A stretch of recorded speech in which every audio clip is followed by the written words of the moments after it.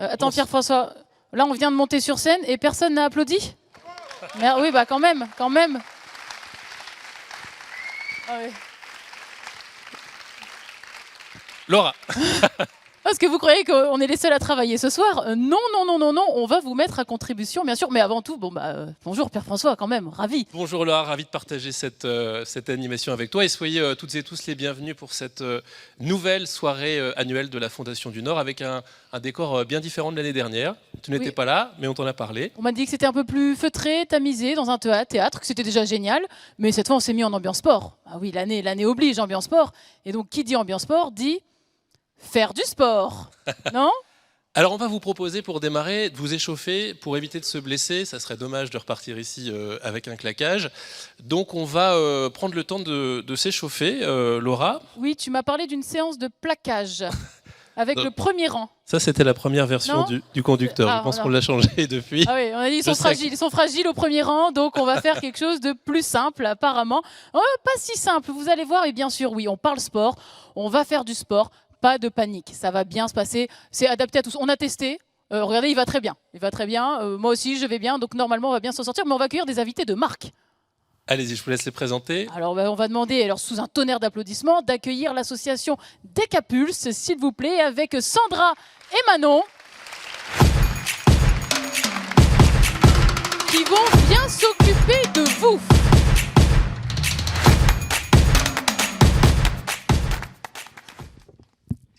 Du coup, bonsoir à tous. Donc, vous inquiétez pas, on n'est pas des profs de fitness, on va pas vous faire transpirer. Ce qu'on veut, c'est que ce soir, vous repartiez avec des bons conseils que vous allez tous appliquer cette semaine au travail. Parce qu'aujourd'hui, la sédentarité, c'est grave, même plus grave que le tabac. Du coup, qui dit sédentarité dit bouger. Comment on bouge? On bouge tous les jours. Alors, 2-3 petites questions. Est-ce que certains d'entre vous savent combien de temps assis ne devons-nous pas rester consécutivement parlant? Ils sont bons au premier rang. 2 heures, ça veut dire que tous les 2 heures, c'est critique. C'est-à-dire que tous les 2 heures, on doit prétexter, se lever pour refaire stimuler la circulation sanguine. Donc ça peut être pour téléphoner, aller boire un café ou un verre d'eau. En tout cas, plus de 2 heures, ça devient critique. Et donc, quand on entend les messages aussi, et après on va s'échauffer, quand on entend les messages de 30 minutes de marche par jour, oui, c'est très bien, mais on devrait rajouter en étant légèrement essoufflé, avec une accélération de la fréquence cardiaque, parce que pour que c'est un impact pour la santé, il faut quand même un peu transpirer. Et ça, les gens, ils oublient. Et si on le dit ce soir, c'est que nous, on est professionnels en sport santé, on travaille au sein de Maison Sport Santé, et donc on en a un peu marre d'avoir les gens quand il est trop tard. Donc si on est là ce soir, c'est pour vous dire qu'il faut bouger au quotidien, et que voilà, 30 minutes, c'est pas pour rire, il faut vraiment le faire, et tout en ayant un peu de « je suis légèrement essoufflé, j'ai la fréquence cardiaque qui augmente, et je transpire un petit peu ». Donc là, on va se mettre en position assise. Si tu veux rajouter des choses, Manon, ma collègue Manon, n'hésitez pas. Donc vous allez tous le faire.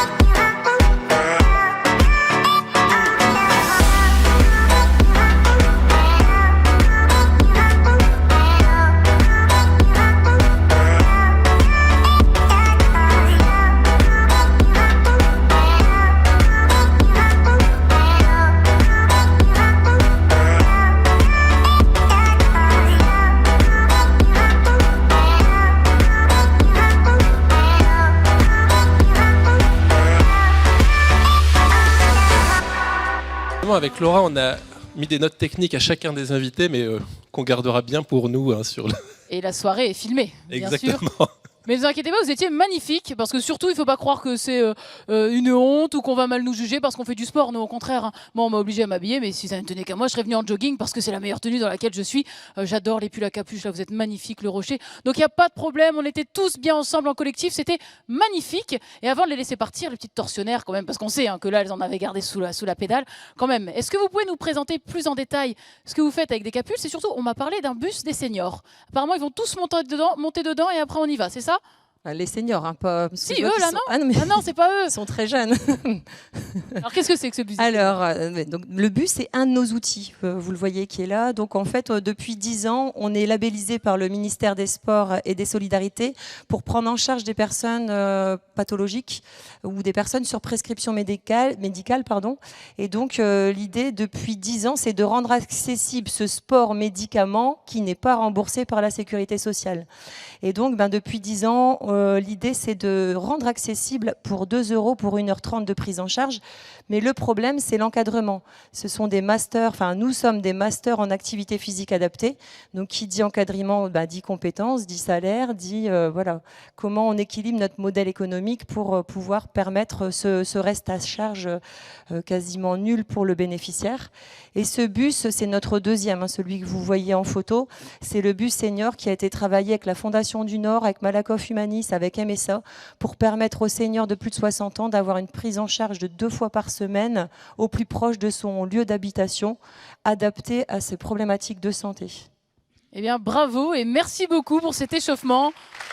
On vous invite à rejoindre le public. Bon, ça y est, Pierre-François, je crois que la soirée est lancée. On est chaud. On est plus que chaud, là. Alors on va beaucoup parler de sport ce soir évidemment Laura, et on a même aménagé, alors vous allez la découvrir, une véritable zone mixte, hein, vous connaissez ça par cœur au Stade Villeneuvois, et c'est là-bas qu'on va vivre tout au long de la soirée les coulisses, les impressions à chaud avec les membres de la Fondation. Voilà, je vous en dis pas plus. On va vous retrouver J'y vais, du coup. Très bientôt. On ne vous oublie pas. À tout de suite. À la zone mix, à tout de suite, Laura. Et pour introduire cette soirée, je vais accueillir nos 2 premiers invités, Mathias Povz, président de la Fondation du Nord, et François-Xavier Cadar, vice-président du département du Nord en charge du sport et de la vie associative. Pas besoin du marchepied, nous avons 2 grands sportifs.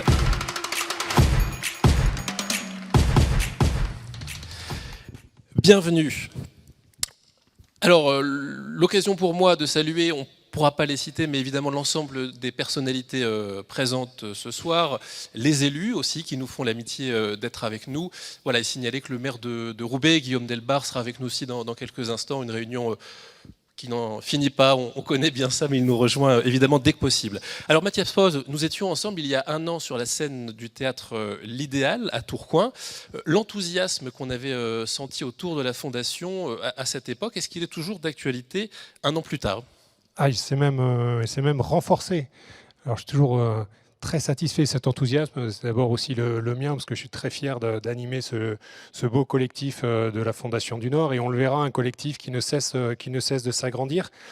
En maintenant 6 ans, 67 projets, un peu plus de 2 millions d'euros d'appui. On l'a vu avec des projets très concrets. On le verra tout au long de la soirée. C'est ça, c'est la soirée en fait des bénéficiaires ce soir. Et on est très content de vous voir avec nous ce soir. Merci de votre présence. Je salue aussi la présence d'Alexandre Perra, le délégué général de la Fondation EDF qui est avec nous. Dire que cette année, on a franchi vraiment un nouveau stade. Alors on est resté sur nos 3 fondamentaux. Qui sont à la fois l'emploi, l'autonomie, la jeunesse, mais on a souhaité aussi s'orienter vers des publics qui sont particulièrement en difficulté. Alors on le verra, on s'est orienté vers des femmes qui ont vécu des situations complexes et des situations de vulnérabilité. Alors on aura les témoignages, je me souviens très bien, parce que on a beaucoup d'émotions quand on a la présentation des dossiers, notamment le projet des décodeuses a été un témoignage de Louise et Aminata, on les verra tout à l'heure. Des personnes sans abri. Alors on en discutait, c'est le chiffre, c'est Philippe Beauchamp qui me l'avait souligné. On a plus de 3000 personnes sans abri rien que sur la métropole européenne de Lille. Donc on a eu pas mal d'actions sur le sans-abrisme. On a eu une action avec Lazare, la coloc. Je me souviens très bien du témoignage de Paul, mais également de Philippe, Antoine, également les bureaux du cœur avec Jonathan. Donc on voit qu'on a eu toutes ces actions qui ont permis vraiment de changer des vies et de permettre une réinsertion durable. Mais on le verra aussi aujourd'hui, on a aussi élargi notre collectif, on le disait. On avait lancé un appel à projet l'année dernière sur justement l'insertion et l'habitat inclusif. On a travaillé avec d'autres associations en ouverture de notre dernière réunion au Théâtre de l'Idéal. On avait fait un World Café pour se faire rencontrer l'ensemble des bénéficiaires des associations. On a réitéré, puisque ça a été très apprécié, on a fait ça au Bazar Bazar Saint-Sauveur à Lille. On a eu 53 participants d'associations qui se sont rencontrés et qui ont permis de travailler ensemble. Donc on voit que ce collectif ne cesse de s'agrandir. Et également un partage de bonnes pratiques.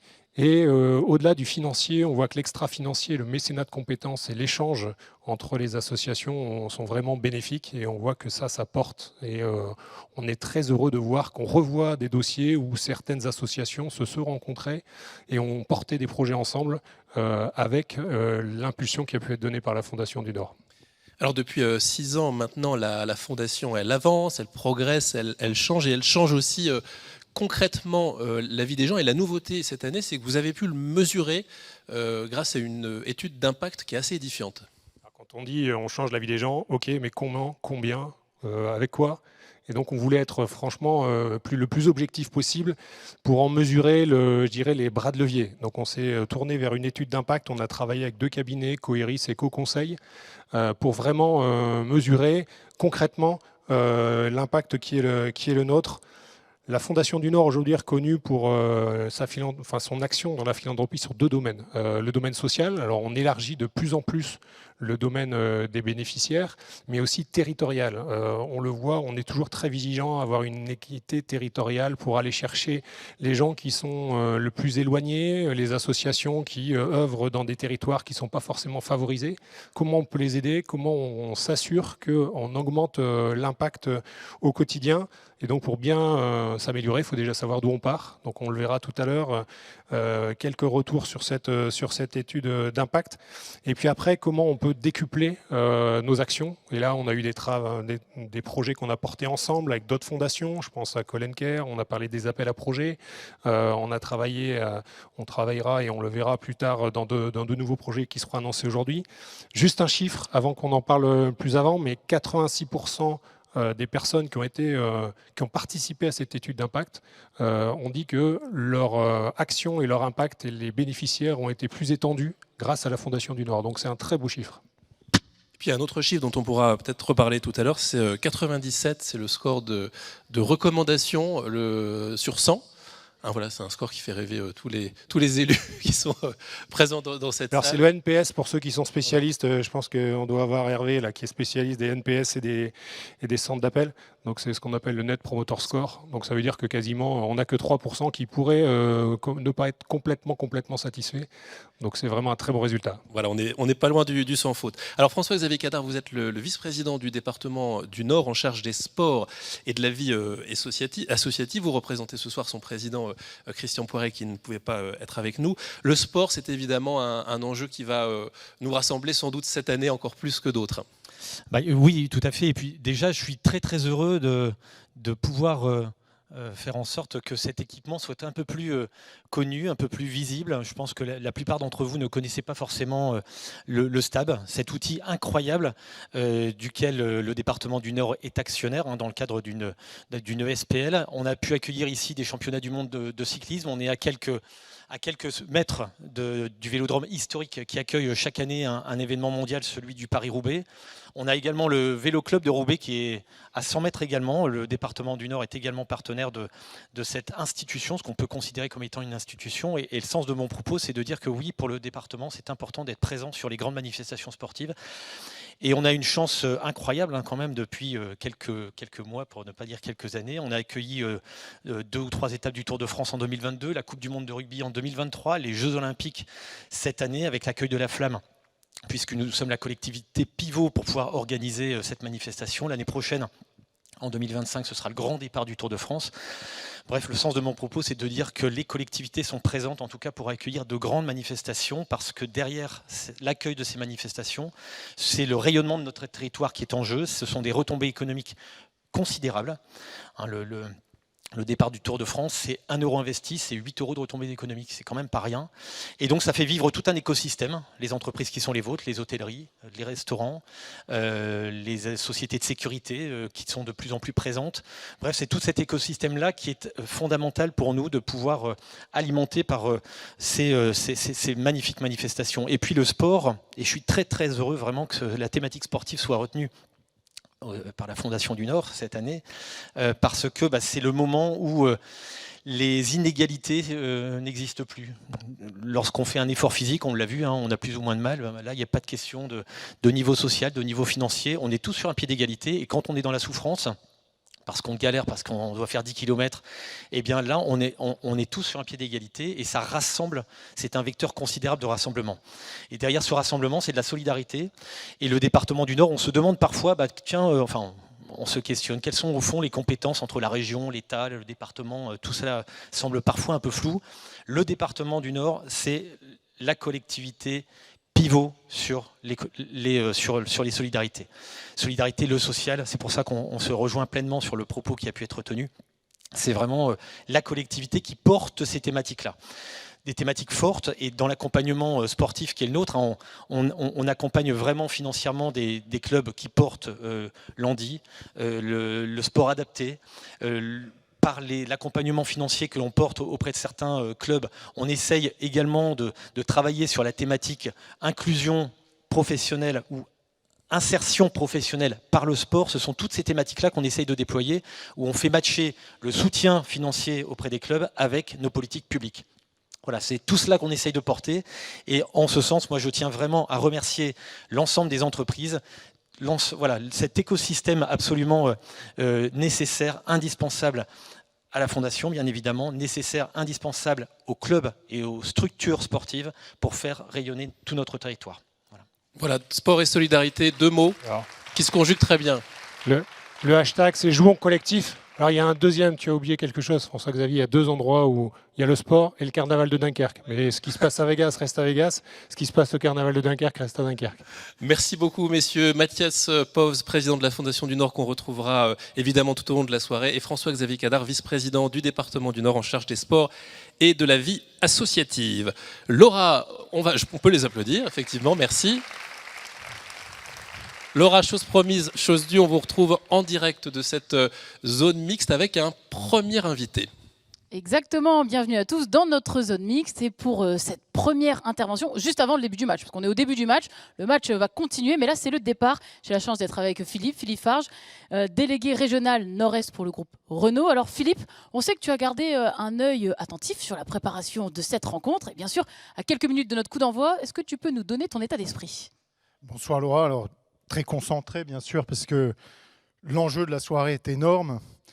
Cette rencontre doit couronner une saison très réussie avec la mise à l'honneur de 19 projets, avec des témoignages de bénéficiaires, avec des remises de trophées, avec le lancement d'un appel à projets. Donc très concentré, mais aussi très confiant parce que toute l'équipe a parfaitement préparé l'événement, aussi bien sur un plan technique que tactique et psychologique. Et donc, je suis parfaitement confiant. Il est prêt le coach là quand même. On va tous mettre le maillot pour y aller. Justement, puisque là je sens que tu es prêt à nous envoyer sur le terrain. Moi, vous savez, mon sport c'est pas le cyclisme, c'est le rugby. Et tiens, comme de par hasard, qu'est-ce qu'on m'a déposé ici en zone mixte? Un ballon de rugby. Alors tu vas avoir la lourde responsabilité de lancer la partie, un coup d'envoi. Alors, pas le jeu au pied parce qu'on n'est pas suffisamment échauffé. Mais vois-tu, je te propose de faire symboliquement une passe dans ce jouon collectif à notre animateur pour qu'il puisse lancer la première thématique. Pierre-François, est-ce que tu es prêt? C'est la partie la plus dangereuse de la soirée, oui. On se le dise. Parce que si tu fais un en avant, on est fichu dans notre crédibilité, hein, d'accord? On s'est préparé depuis 2 semaines. Donc je te propose de te rapprocher gainé, un peu. On peut y aller. Alors, tu te rapproches, tu vises pas la tête. Il va falloir être indulgent parce que j'ai préparé samedi et dimanche la Chistera de Le Garec. Donc je vais tenter la Chistera. Il est ambitieux. Je pense qu'on peut l'encourager. Allez, on y va. Allez. Bravo, voilà. Super Philippe, merci beaucoup. Merci Philippe, merci Laura. On va te recruter Pierre-François, c'était magnifique, cette réception de balle exceptionnelle. Il n'y a Vous plus avez qu'à tout aller vu. courir. Vous avez tout vu, allez. On va, sans tarder, le temps d'un jingle, ouvrir notre première séquence.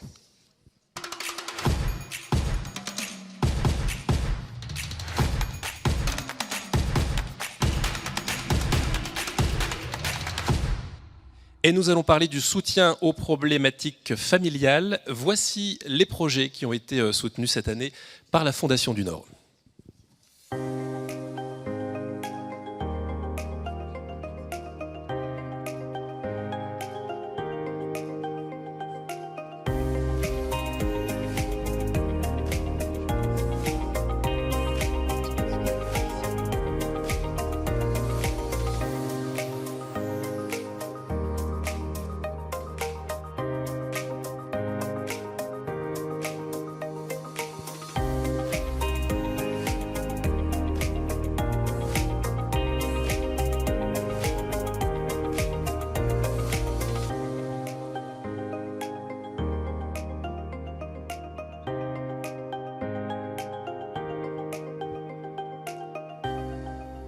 Et je vous propose d'applaudir les 3 associations qu'on vient de découvrir.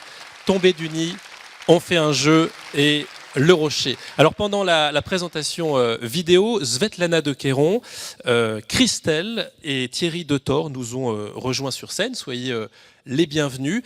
Svetlana, vous êtes la coordinatrice dans la région de l'association Tombés du Nid. Parlez-nous notamment de cette appli que vous avez développée, appli mobile baptisée le Cœur du Nid. De quoi s'agit-il ? Oui, tout à fait. Bonjour à tous. Effectivement, le Cœur du Nid est une application qui vise à réunir, rassembler en une grande communauté des bénévoles qui ont été sélectionnés et qui sont formés et suivis avec des familles ayant un enfant ou plusieurs enfants porteurs de handicap. Et du coup, ils vont pouvoir se mettre ensemble pour venir en aide au plus près des familles. Ça facilite la mise en relation, c'est ça, cet outil ? C'est la mise en relation et c'est des réponses très concrètes à des besoins des familles. Il peut s'agir d'une question administrative, par exemple, de l'aide dans le quotidien, d'un moment de répit. Il peut s'agir de conseils sur un appareillage, un parcours de santé, le projet de vie d'un jeune adulte. Alors Christelle, justement, comment cette application a pu vous aider ? Bonsoir. Donc, je m'appelle Christelle, je suis maman de 2 enfants, un de 14 et un de 13 ans. Et j'ai un enfant qui est autiste Asperger. Donc moi, l'association, je l'ai connue grâce à Svetlana. L'association m'apporte un peu de répit, de bienveillance et une pause, en fait. Dans l'association, il faut savoir que les bénévoles, on n'est pas jugés. Quand on a un enfant en situation de handicap, souvent les paramédicaux, les gens, entre guillemets, normaux, nous jugent. Dans cette association, on ne nous juge pas. Quand vous parlez avec quelqu'un d'autre, avec une autre famille, c'est comme... Enfin voilà, vous êtes entre guillemets normaux. Et ça, c'est énorme pour nous, pour mes enfants. Et on rencontre des gens qui sont super, quoi. Ça fait une pause, un rayon de soleil. Ouais, c'est ça permet de souffler aussi. Ça permet de souffler, d'être compris, de pouvoir parler aussi. De pouvoir juste papoter avec quelqu'un par mail, par téléphone, par SMS, quand on craque, quand on a des questions, quand on a une réponse et on est super content, parce que la personne en face vit la même chose que nous, et donc du coup le rapport forcément c'est top, quoi. Et c'est un peu un cocon, l'association. L'application, ça fait un peu un cocon. Et c'est aussi la preuve que le numérique n'exclut pas seulement, il peut aussi rapprocher quand il est bien utilisé de cette manière. On va saluer peut-être vos enfants qui sont dans la salle, oui. Romain et Guillaume, qui sont avec nous et qu'on est très heureux d'avoir avec nous ce soir. Merci. Alors Thierry Detor, vous présidez l'association On fait un jeu. Alors vous êtes moins sur le volet numérique, mais vraiment sur le lien physique à travers le jeu. Comment est-ce que vous mettez ça en pratique au sein de l'association ? Alors nous, on utilise le jeu pour créer du lien social, du lien familial, du lien intergénérationnel. J'ai même rebondir sur ce qu'a dit Monsieur Cadar au niveau des inégalités où le sport, c'est mais tout le monde sur le même plateau. Le jeu, c'est pareil. Le jeu a cette magie où on peut mettre un cadre supérieur, un ouvrier, une personne avec un handicap, et c'est le jeu qui établit la règle. Et tout le monde est on va dire, sur le même plateau, sur le même piédestal. Donc nous, on utilise le jeu Notamment, on travaille avec des structures du département comme les maisons Nord Solidarité, les CCAS, où on a pas mal quand même de familles en difficulté. Et le but du jeu, c'est quoi? C'est de réussir à créer un lien, une relation. Donc on peut appeler ça de la médiation familiale. Mais en tout cas, grâce au jeu, on essaie de créer ou recréer du lien dans des familles qui peuvent avoir un lien familial abîmé ou plus ou moins. Et ça donne des résultats vraiment intéressants. Enfin, du coup, alors c'est sur évidemment dans ce type de cas, on est dans l'accompagnement à la parentalité, c'est sur du long terme. Donc ça se voit au bout de 2-3 ans où vraiment les familles qui peuvent être assidues, il y a forcément des très bons résultats. Mais surtout là, nous on se félicite aussi de l'aide de la Fondation du Nord parce que on a réussi à créer ce service en itinérance. Et donc la Fondation du Nord nous a aidé justement dans le cofinancement d'un véhicule, notamment un véhicule électrique, où maintenant on peut sillonner un peu toutes les rues, on va dire les villes et villages de la Pévèle et du Carambeau pour parler de la communauté de communes dont on dépend. Mais sinon, les maisons Nord Solidarité, c'est pareil également sur tout le département. Et puis Chinel, Thierry, vous n'êtes pas venu les mains vides, justement. Il y a un certain nombre de jeux avec lesquels vous êtes venus et que vous pourrez pratiquer tout à l'heure. N'hésitez pas à vous détendre après, tout à l'heure, au niveau. Si vous reste un peu d'énergie, parce que Sandra et Manon nous ont fatigués dès le début avec leurs échauffements. En tout cas, merci et encore bravo pour ces 2 projets que nous sommes très heureux d'avoir mis à l'honneur ce soir. Je pense qu'on peut vous applaudir. Je vous laisse rejoindre Laura en zone mixte. La marche est juste ici. Allez, venez par ici, puisque c'est la première remise des trophées en zone mixte. Et on va avoir nos premiers remettants que j'invite à venir sur scène. Jean-Laurent Gentil, directeur régional Nord-Pas-de-Calais d'Enedis. François Dutilleul, président général de Rabot Dutilleul. Et Philippe Rémignon, président du directoire de Villogia. Venez sur scène, vous pouvez remettre les trophées. Et pendant ce temps, j'accueille avec moi, dans la zone mixte, Pierre et Marie-Pascale Thomas, qui représente l'antenne du Rocher à Roubaix. Alors venez avec moi, puisque vous aussi, vous avez été mis à l'honneur. Alors j'imagine que c'est une grande fierté aujourd'hui d'être ici avec nous pour la Fondation du Nord. Oui, bonjour à chacun d'entre vous. Avec Pierre, nous habitons donc dans le quartier du Pile. On est peut-être les plus proches de ce vélodrome, puisque nous habitons à 500 mètres d'ici. Et nous nous sommes installés dans ce quartier il y a 8 mois. Et nous essayons de créer du lien social avec les enfants, avec les parents, avec les personnes âgées et aussi du lien intergénérationnel. Voilà, et donc dans tous ces projets qu'on met en place avec les habitants, on a pu voir en fait qu'il y avait beaucoup de personnes qui ne quittent jamais le quartier.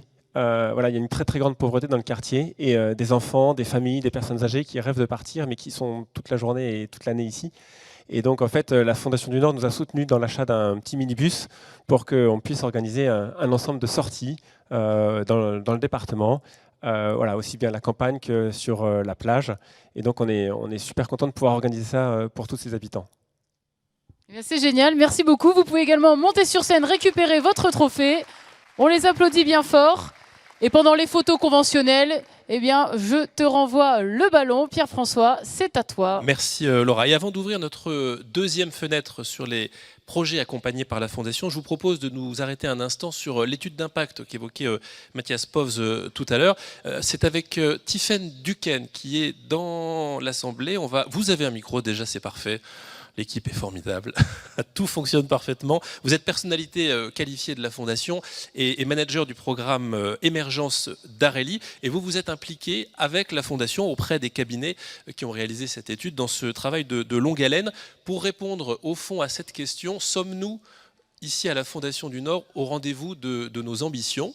Je vous pose la question, même si je pense que la réponse est plutôt oui. Alors quel suspense, mais oui, la réponse est oui, tout à fait, on est bien au rendez-vous de nos ambitions. Voilà, tout le monde m'entend, mais en plus je dois me lever. Mais normalement je dois être à la caméra, on va dire. Bon, oui, on est au rendez-vous donc de nos ambitions, tout simplement parce que on a plus de 80% des porteurs de projets qui ont répondu donc à l'étude d'impact, qui précisent qu'il y a une vraie plus-value à avoir une collaboration publique-privée. On a aussi plus de 80% donc des porteurs de projets qui ont pu profiter d'un effet réseau grâce au soutien de la Fondation du Nord. Donc c'est assez significatif. J'ajoute à cela qu'il y a plus de 70% des porteurs de projets qui ont développé leur modèle économique grâce à la Fondation. Et un dernier chiffre que je vais vous donner, parce que je ne vais pas vous noyer dans les chiffres, on peut se réjouir d'avoir eu un impact auprès de plus de 12 500 bénéficiaires en 5 ans. Et c'est un minimum parce que je pense que c'est bien plus et que malheureusement, par la façon dont l'étude était menée, nous n'avons pas pu avoir une donnée plus précise, mais on sait qu'au minimum, et ça c'est certain, 12 500 donc, bénéficiaires ont pu profiter de notre accompagnement. Merci beaucoup Tiffaine. Alors 12 500 bénéficiaires, pour vous donner une idée, ça permettrait de remplir pratiquement 10 fois ici le stade Vélodrome. Je pense que ça permet de matérialiser aussi l'efficacité du travail mené par la Fondation pour ses bénéficiaires. Et puis si vous souhaitez en savoir plus pour cette étude, il y a beaucoup de chiffres, de témoignages, du verbatim. Je vous renvoie à ce livret qu'a édité la Fondation et que vous pourrez reprendre. Il est disponible à l'accueil, donc n'hésitez pas à le prendre juste avant de repartir.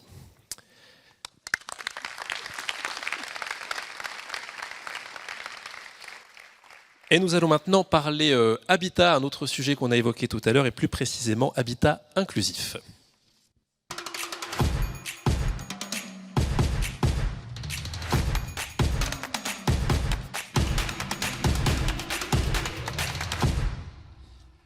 Et voici d'abord en vidéo la présentation des projets que nous mettons à l'honneur ce soir.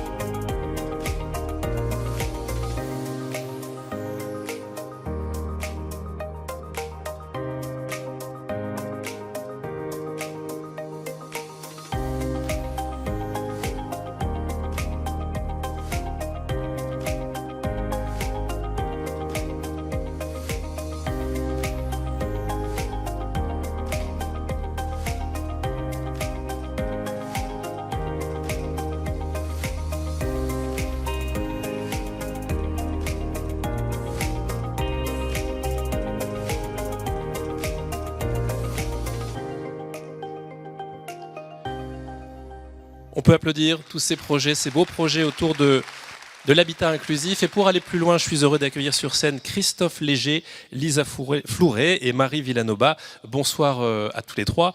Christophe Léger, vous représentez ici le projet Famille Solidaire à Verviers Sud. Alors, c'est un projet puisque l'habitat inclusif en question n'existe pas encore, mais il a déjà une particularité, c'est qu'il va s'adresser à des publics très différents. Expliquez-nous un petit peu le principe de cet habitat inclusif. Très bien. Alors, bon, peut-être déjà pour ceux qui ne sont pas coutumiers de l'habitat inclusif, définir ce que c'est, parce qu'il y a beaucoup de projets qui ont été accompagnés par la Fondation. L'habitat inclusif, ce sont des personnes âgées ou des personnes en situation de handicap qui font le choix, à titre de résidence principale, d'emménager en colocation ou dans des appartements regroupés autour d'espaces de vie partagés. Et ces habitants vont définir un projet de vie sociale et partagée avec des activités décidées ensemble qui s'adaptent aux envies de chacun. Voilà. Donc une fois qu'on a dit ça, il y a plusieurs formes d'habitat qui peuvent émerger sur le territoire.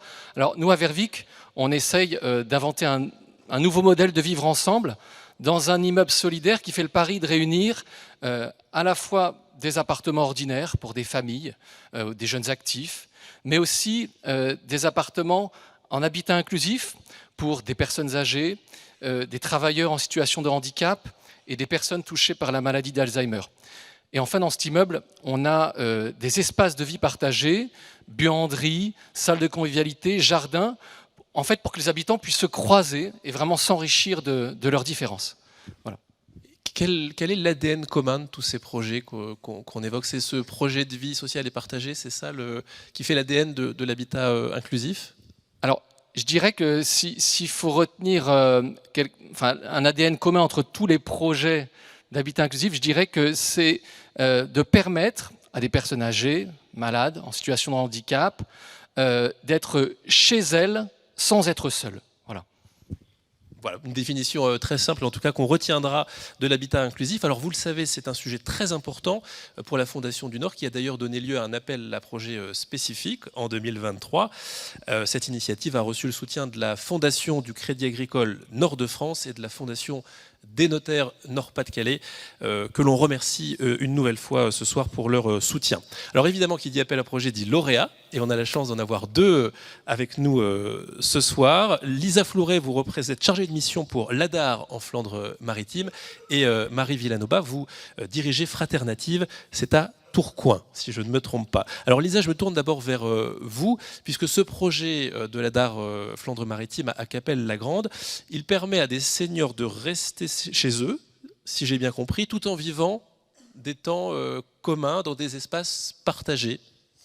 Alors tout à fait, donc les seniors en vadrouille, comme ils s'appellent. Donc en fait, on accompagne 12 personnes âgées sur la commune de Cappelle-la-Grande qui habitent chez eux. Donc c'est un habitat inclusif en diffus, comme on dit.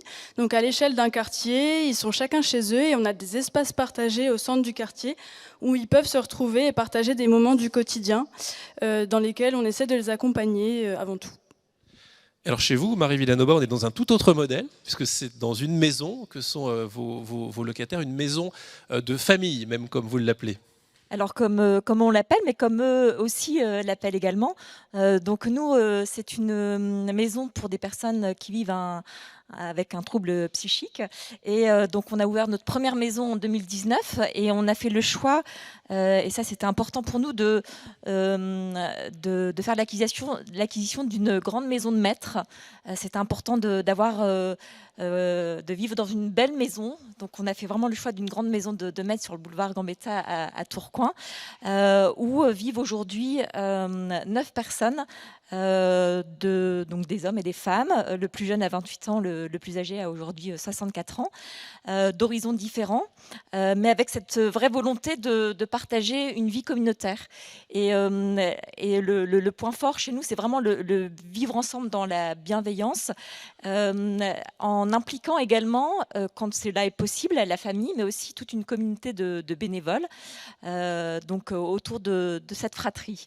Et c'est vrai que nos résidents, on a l'occasion de faire des temps ensemble, et ce qui ressort, c'est vraiment, puisque ça fait 4 ans que la maison d'à côté existe, c'est vraiment d'avoir retrouvé cette notion de famille. Certains venaient d'hospitalisation de longue durée, d'autres vivaient dans leur famille, mais se sentaient très isolés. Et c'est vrai que le fait de se retrouver dans cette maison où ils partagent aujourd'hui le petit déjeuner, le dîner, ensemble, des moments de loisirs aussi, c'est vraiment ça, c'est retrouver cet esprit de famille, cette fratrie qui aujourd'hui connaît son rythme de croisière, puisque ça fait 4 ans, comme je le disais. Et voilà, avec ces moments de joie, ces fragilités aussi, mais en tout cas, c'est ça, c'est qu'elles ne sont pas seules, elles sont accompagnées avec une équipe de professionnels non médicales et une équipe de bénévoles. Et puis la Fondation du Nord nous accompagne sur l'ouverture de la deuxième maison, qui s'appellera la maison d'en face, parce que située juste en face de la maison d'à côté, et qui accueillera donc à partir de 2025 8 à 9 résidents. Alors souvent derrière ces projets, il y a des belles histoires qui s'écrivent. Est-ce qu'il y a il y en a certaines qui vous viennent à l'esprit quand on parle d'habitat inclusif, de locataires qui se sont rencontrés ou qui ont pu vivre ensemble des expériences, des sorties un petit peu extraordinaires? Je me permets. Nous, on a eu la chance, en fait, ça fait 2 ans qu'on accompagne ce groupe d'habitants, et au tout début qu'on les accompagnait, sortir de chez soi, c'était déjà quelque chose d'assez dur, c'était pas forcément accessible pour eux, et grâce au projet qu'on mène depuis 2 ans, on a pu cette année partir en vacances pour la première fois. Il y a certaines personnes qui n'étaient jamais sorties du Dunkerquois, donc c'était quand même quelque chose qui a été très important dans leur vie, et je peux dire que c'est grâce à l'habitat inclusif et au projet de vie sociale et partagée qu'on mène au quotidien tous ensemble. Bravo en tout cas à tous les trois pour ces beaux projets. Christophe Léger, Lisa Flouret et Marie Villanova. Je vais vous laisser rejoindre Laura en zone mixte pour le débrief évidemment. Merci Pierre-François. Et évidemment, la zone mixte pour la remise des trophées. Et qui dit remise des trophées, dit remettant pour nos trophées. Alors, je vous demande d'accueillir en zone mixte. Vous pouvez monter, il y a une petite marche qui est ici pour que vous ne fassiez pas un trop grand pas. Alors, Nicolas Leblanc, conseiller départemental délégué à la politique de la ville. Stéphanie Fleuroux, présidente de la Vie devant soi. Nicolas Cordier, leader business à impact social chez Leroy Merlin. Catherine Spadavecchia, chargée de mission en charge de la RSE chez EDF. Et puis Hervé Knetsch, que j'invite à me rejoindre ici devant. Vous pouvez les applaudir, nos remettants, bien sûr. Le Hervé, président de la Fondation de France Région Nord. Alors, ravi de t'accueillir dans notre zone mixte. Évidemment, on vient d'évoquer un projet superbe avec la mobilisation de 3 fondations. Qu'est-ce que ça t'évoque, cette mobilisation sur ces 3 fondations pour un sujet aussi important que le bien vieillir? Je crois que c'est, au fond l'avenir de la philanthropie, en tout cas dans la région, passera par ce type de collaboration. J'allais dire, c'est plus jouons collectif, c'est agissons collectif. On l'a déjà prouvé, on a fait déjà avec une dizaine de fondations, plus une collectivité, le département du Nord. Nous avons lancé une opération Call and Care il y a déjà quelques années pendant le Covid. Nous avons une prochaine action que nous allons mener là très prochainement qui démarre cette semaine avec là aussi la Fondation du Nord, qu'on a le plaisir, qui est abritée à la Fondation de France depuis maintenant 2 ans. Et je pense que c'est comme ça qu'on va avancer. Je veux dire que aujourd'hui, les financements sont de plus en plus importants. Il faut trouver de plus en plus de financements. Et c'est ensemble qu'on va les trouver pour agir ensemble, instruire ensemble et avoir du plaisir à le faire ensemble. Merci beaucoup de cette belle innovation. Et cette illustration du jeu au collectif, Hervé, tu peux également monter, remettre le trophée. Et pendant ce temps-là, bien sûr, je te renvoie la balle. C'est pour toi, Pierre-François. Merci Laura. Je vais te laisser me rejoindre parce que c'est bientôt la mi-temps, déjà ici. Déjà la mi-temps au Stave Vélodrome. C'est pas possible, donc là, il faut qu'on les fasse encore travailler. Absolument, ça fait officiellement 50 minutes que vous êtes assis et je remarque que les conseils de Sandra et Manon n'ont pas porté leurs fruits. J'en vois certains qui ont oublié de gainer, donc c'est le bon moment pour se remettre très droit et adopter la bonne posture. On va profiter en tout cas de cette mi-temps, Laura, pour découvrir un peu mieux l'endroit où nous sommes aujourd'hui avec un champion de la discipline, Tom Derache, qui nous rejoint.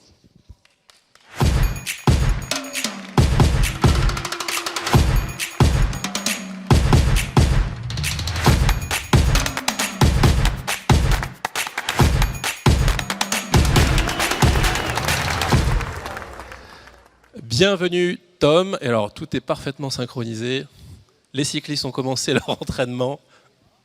Ah, c'est bien fait, vous avez vu, on a bien travaillé. Alors Tom, on a la chance parce qu'il devrait être autour de la piste, mais il nous laisse quelques minutes avec nous parce que Tom, c'est un grand champion. Tom, merci de nous rejoindre ici sur scène. Alors, je vais essayer de ne pas dire de bêtises, mais tu me reprends. Si je me trompe dans ton palmarès, excusez du peu. Tom est vice-champion d'Europe sur la discipline du keirin en 2021 et champion de France cette année en discipline keirin et sur le kilomètre en élite. Évidemment, je pense que vous pouvez l'applaudir.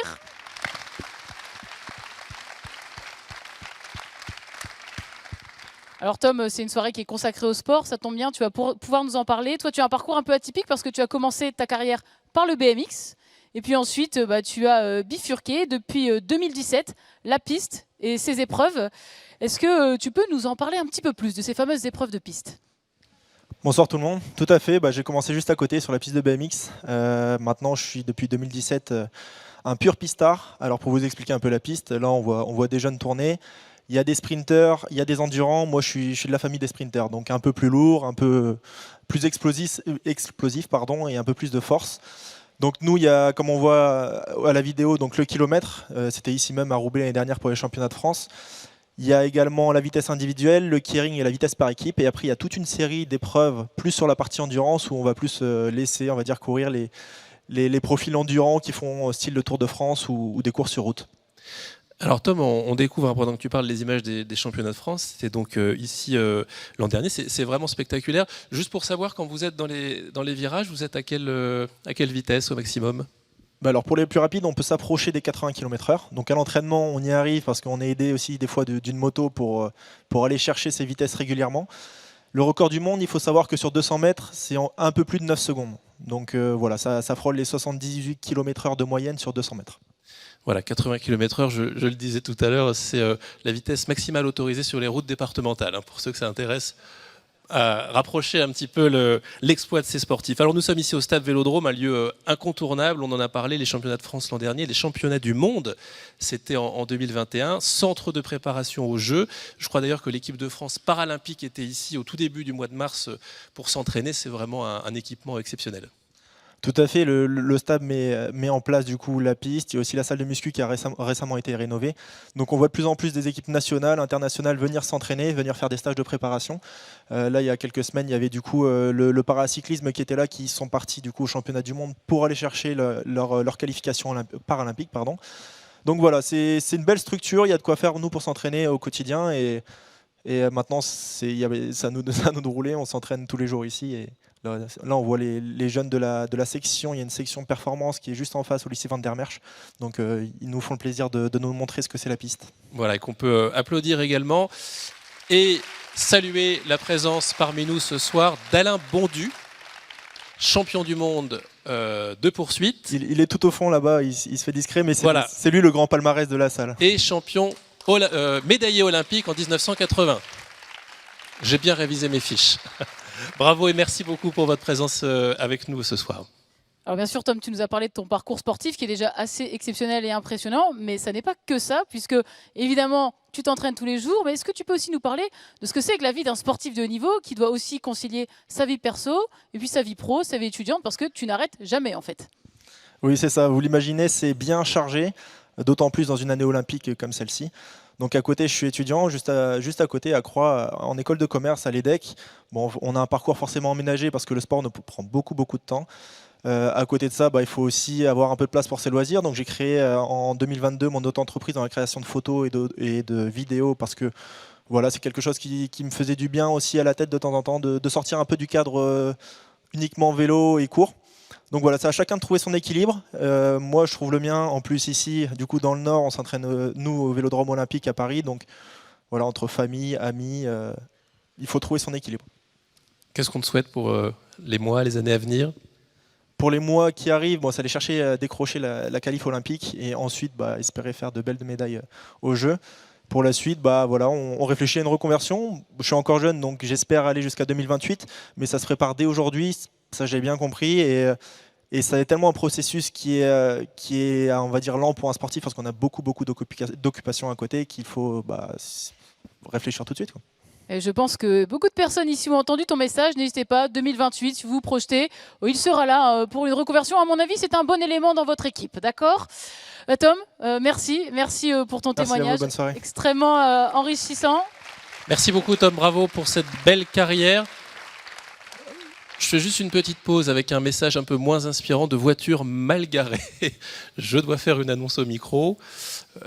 Une Peugeot 3008 immatriculée GQ062NJ. Voilà, on va voir la personne se lever. Allez, qui se lève? Et la deuxième voiture qui est mal garée et qui gêne et qu'il faudrait déplacer, une Peugeot 307 immatriculée BC778MX. Vous pouvez vous lever dans 2 minutes, on ne regardera plus, ça ira très bien. Voilà, désolé pour ce petit intermède très pratique.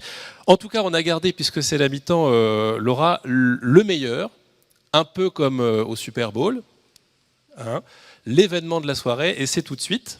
Qu'est-ce que tu vas m'annoncer, l'événement de la soirée, le Super Bowl? Beyoncé. Alors, on n'avait pas le budget, donc on va vous parler du lancement de l'appel à projet Jeunesse et Sport de la Fondation du Nord. C'est presque aussi bien, en fait. Exactement. Presque aussi bien. Mais c'est un événement et je vais inviter l'ensemble des invités à nous rejoindre pour en parler.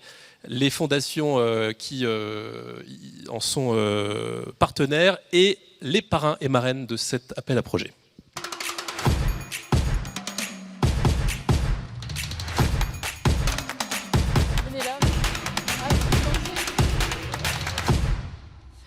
Alors oui, on va vous parler de cet appel à projet, le sport au service des parcours d'insertion.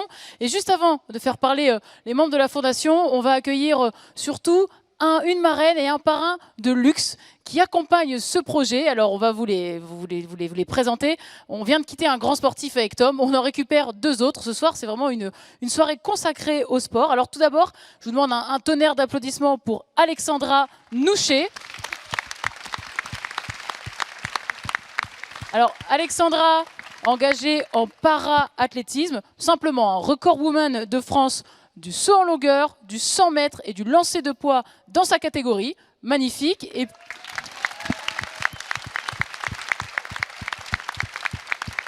Et qui se prépare pour la qualification olympique, donc qui est marraine de ce projet. Et puis, juste à côté d'Alexandra, Adrien Barre. Alors lui aussi, attention, je vais être obligé de réduire le palmarès, simplement, mais vous allez voir, c'est quand même déjà pas mal. Médaillé de bronze lors des derniers mondiaux, donc en 2019 en C1. Également qualifié en, on m'a dit présélectionné pour les Jeux de Paris, et qui a également participé aux JO de Tokyo et de Rio. Tranquillement, ça s'applaudit aussi, 3 qualifications olympiques. Alors, on va commencer par Alexandra, si tu veux bien, Adrien. Déjà, merci infiniment tous les deux d'être avec nous ce soir. Merci d'accompagner cet appel à projet.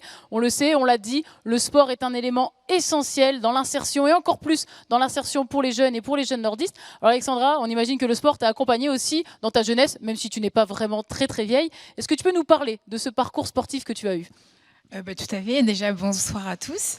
Je suis très contente d'être ici ce soir à vos côtés. C'est vrai que le sport m'a beaucoup apporté, notamment quand j'étais jeune, comme tu viens de le dire, puisque au début, c'était du loisir, c'était vraiment du divertissement, de la découverte. Ça m'a permis de sociabiliser avec plusieurs personnes avant de rentrer dans la sphère, notamment du sport de haut niveau dans lequel je suis aujourd'hui. Et c'est vrai que le sport m'a inculqué énormément de valeurs comme le goût du challenge, le goût du travail, la persévérance, l'esprit d'équipe. Des valeurs que je peux utiliser dans ma vie personnelle comme dans ma vie professionnelle. Aujourd'hui, je vis avec mon sport. Mon sport est toujours au cœur de mon projet. Et j'ai toujours voulu l'associer avec les études comme avec la vie professionnelle.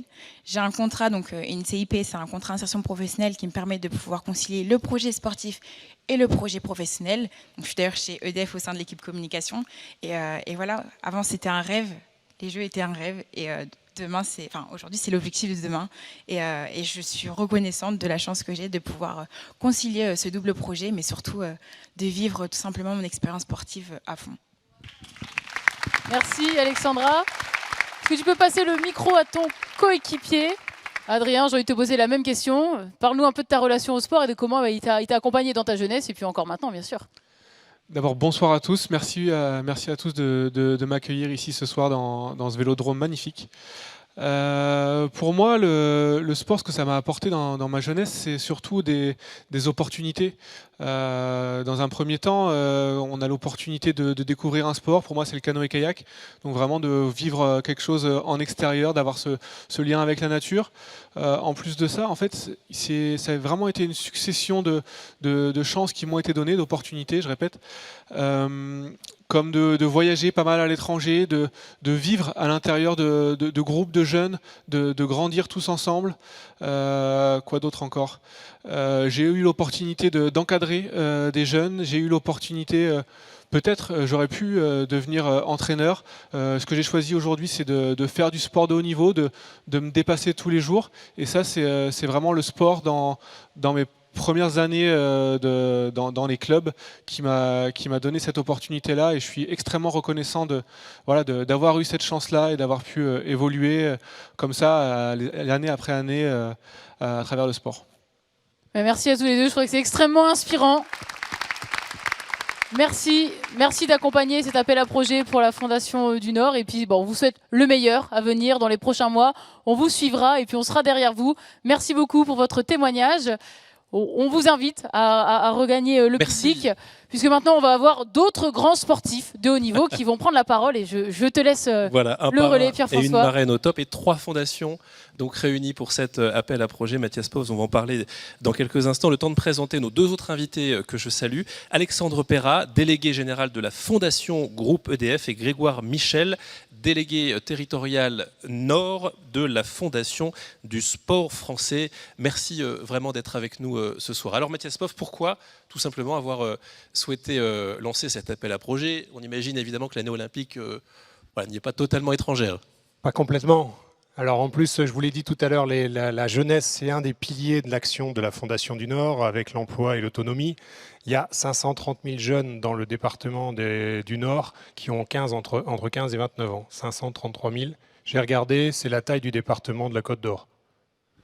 Et on a chez nos jeunes un taux de chômage qui est plus de 16%. Donc comment toucher ces jeunes, comment fédérer, quoi mieux que le sport? On parle d'empreinte des JO, donc en cette année olympique, on s'est dit forcément, il faut qu'on axe sur le sport. On va avoir un focus particulier qui va être mis sur le sport, et c'est quelque chose qui permet d'aller chercher les plus éloignés, qui se sont un peu isolés. C'est facile d'accès.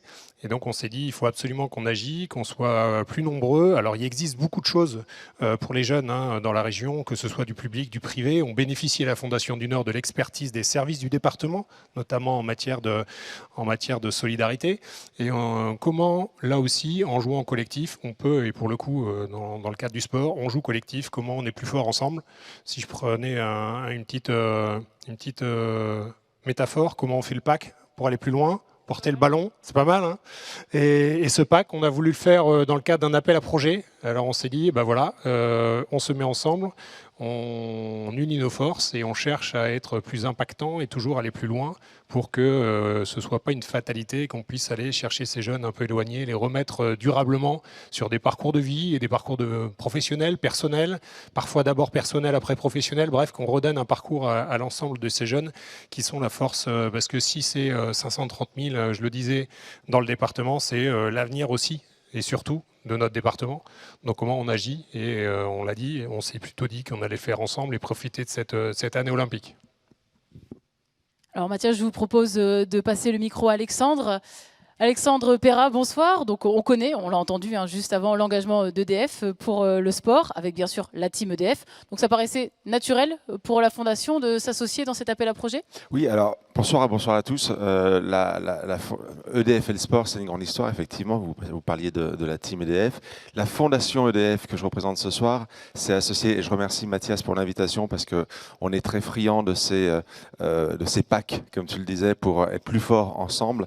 Et donc on a décidé de s'associer à cet appel, tout simplement parce que le sport, en l'occurrence, est un levier d'insertion scolaire, insertion dans les études supérieures, mais aussi insertion professionnelle. La Fondation EDF, elle vise la transition écologique et sociale. La transition écologique et sociale, il va falloir embarquer chacun, on va avoir besoin de compétences, on va avoir besoin que chacun trouve sa place dans cette transition, que personne ne soit laissé sur le bord du chemin. Et là, il y a des gens qui sont sur le bord du chemin. Comment on va les chercher? Le sport est évidemment un très très bon moyen d'aller les chercher. Ça peut être l'art, ça peut être la culture, ça peut être plein d'autres choses. Mais le sport, évidemment, c'est un levier magnifique. Dans cette année olympique, c'était encore plus évident. Le sport, c'est apprendre à progresser, c'est apprendre les règles, c'est se faire confiance, c'est dépasser ses limites, c'est jouer collectif, bien évidemment, et c'est aussi rentrer dans un combat avec soi-même pour être toujours meilleur. Et quand on fait du sport et qu'on progresse en sport, je crois qu'on fait péter des limites qu'on a dans la tête, et on est capable après d'aller chercher plus loin et de se faire confiance. Voilà. Donc c'est exactement pour ça que la Fondation EDF est particulièrement heureuse de s'associer à cet appel à projet. Merci beaucoup Alexandre, on sent aussi que vous étiez prêt à tout faire péter, donc ça c'est génial, c'est le principe de cet appel à projet. Je me tourne devant vous, Grégoire Michel. Alors vous représentez la Fondation du sport français, qui est la 3e fondation en copilotage sur cet appel à projet. Qu'est-ce qui vous a convaincu? Alors bonsoir à toutes et à tous. Tout d'abord, un grand merci pour l'invitation, et encore une fois un grand merci pour cette thématique. Effectivement, on en parlait juste avant. La Fondation du sport français, nous, on existe depuis 2011. On est la seule fondation reconnue d'utilité publique dans la thématique du sport. Et notre rôle, du coup, depuis un petit peu plus de 12 ans maintenant, c'est justement de créer les outils et aussi philosophiquement amener le fait que le sport, c'est une valeur d'intérêt général. On est un petit peu aidé cette année avec la grande cause nationale. On est aidé aussi, évidemment, avec la visibilité autour des Jeux olympiques, paralympiques. Mais nos actions au quotidien, c'est justement d'amener autre chose et de montrer ce dont on est tous convaincus ce soir, c'est que le sport a énormément de vertus, énormément de bienfaits, et qu'on peut s'en servir comme un véritable outil au bénéfice de beaucoup de thématiques. Encore une fois, vis-à-vis des Jeux, cette année en particulier, on a, nous, un dispositif à la Fondation qui s'appelle le Pacte de performance, donc ça me fait très plaisir de voir Adrien Barthes ou Tom Derage tout à l'heure, qui sont accompagnés par des mécènes justement dans leur parcours de sportifs de haut niveau. Comme ça a été dit tout à l'heure, c'est un parcours qui est très compliqué, semé d'embûches et l'accompagnement est nécessaire. Et ce que nous, on veut amener, c'est qu'au-delà de cette vitrine vis-à-vis du haut niveau, il y a aussi la grande majorité du sport ou des activités physiques et sportives au quotidien qui sont dans l'amateur, dans le club sportif du secteur, qui sont des lieux de vie absolument extraordinaires où on apprend à se socialiser, à se dépasser, on le disait tout à l'heure, autour des mêmes règles. J'aimais bien ce qui a été dit tout à l'heure sur les plateaux de jeu parce que c'est cette chose-là. Donc on est très fiers d'accompagner cet appel à projet-là territorial qui nous impacte véritablement au niveau de la Fondation parce qu'on voit un petit peu ce qui se passe partout ailleurs et véritablement le département du Nord, ou en tout cas à travers la Fondation du Nord et la Fondation Groupe EDF est vraiment exemplaire vis-à-vis de cette thématique et vis-à-vis des choses qui sont mises en place. Donc encore une fois, on est très fiers et heureux de participer à cet appel à projet-là avec vous. Bravo et merci à vous. Alors, travailler ensemble pour maximiser l'impact, ça commence à devenir une vraie marque de fabrique ici à la Fondation du Nord. Comment ça va se passer, Mathias, dans les prochaines semaines pour cet appel à projet ? Alors déjà par sport, on ne l'a pas dit tout à l'heure, mais il faut entendre également le sport santé, on l'a vu tout à l'heure avec nos amis de Decaples, c'est tout ce qui va nous permettre de fédérer et de rassembler. Alors pour qui ?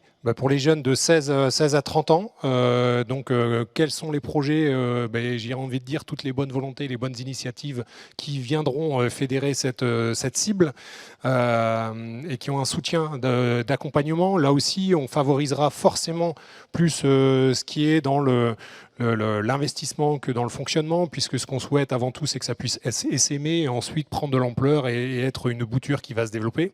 Comment ? Mais également par le sport au travers de valeurs véhiculées, mais aussi dans le département du Nord avec des secteurs prioritaires. Ce qu'on aimerait bien, c'est que ce soit aussi qu'on n'aille pas forcément chercher les zones habituelles que l'on voit dans toutes les...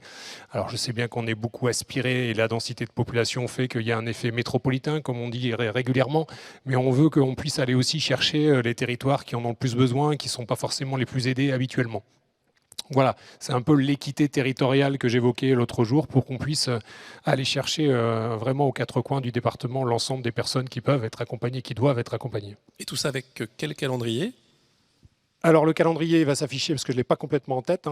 Alors c'est du 18 mars, donc à partir de maintenant jusqu'au 15 mai 2024, vous pouvez déposer vos candidatures. Il y aura ensuite les comités de sélection entre le 24 mai et le 20 juin. Le 4 juillet, un jury des lauréats, et puis le 17 septembre 2024, un événement et les remises des prix avec l'ensemble des lauréats. Donc ça nous laisse un peu de temps, pas trop, ni trop peu. C'est vraiment une dynamique qu'on a cherché à ce que ce ne soit pas le rush, parce que c'est toujours un moment où il faut déposer, etc. Donc on peut avoir des échanges entre les deux pour pouvoir conseiller la mise en forme du dossier, etc. Parce que l'idée, il faut quand même la formaliser. Mais après, on souhaitait aussi que ce soit dynamique, parce que le sport, c'est dynamique. Exactement. Et vous retrouverez très bientôt toutes ces informations pratiques sur le site de la Fondation du Nord. N'hésitez pas à déposer vos dossiers. Merci à tous les trois, Mathias Povs, Alexandre Perra et Grégoire Michel, pour la présentation de cet appel à projet. Laura, on me dit dans l'oreillette que les joueurs sont tout près de rentrer sur le terrain. Je te laisse... Deuxième mi-temps ? Voilà. Deuxième mi-temps. Bon, on va reprendre tranquillement. Je te laisse reprendre le chemin de la zone mixte pour continuer ensemble le film de notre soirée.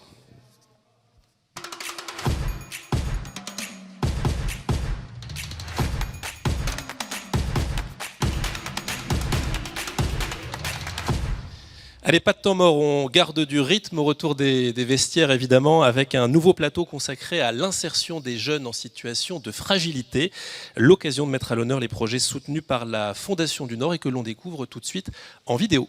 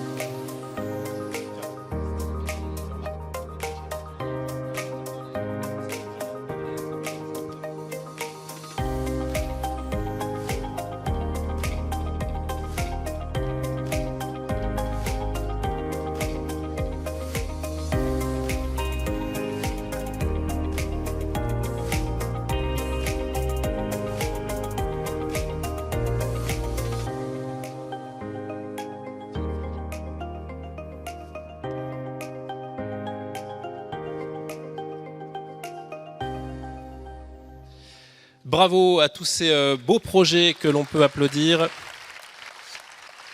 et dont nous allons parler avec l'ensemble de nos invités qui nous rejoignent. Vous êtes très nombreux sur ce plateau, on va se serrer un petit peu. Voilà, vous représentez Philippe Farge, que vous avez déjà vu tout à l'heure, délégué régional nord-est de Renault et parrain de SOS Village d'Enfants.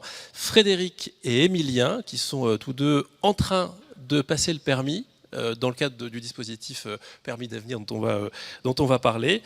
Jennifer Damani, vous êtes chargée d'insertion professionnelle à la maison Claire Moranda de Valenciennes et vous accompagnez donc Frédéric et Émilien. Et puis pour l'école de production de l'ICAM, école d'ingénieurs lilloise, nous sommes heureux d'accueillir 2 maîtres professionnels, Steve et Jean-Marc, qui sont avec nous, et 2 jeunes qui travaillent actuellement dans l'atelier du garage du futur, Nolan et Brian. Merci vraiment d'être avec nous ici ce soir. Alors Frédéric et Émilien, vous préparez actuellement le passage du permis. Ça se présente comment? Vous êtes confiant?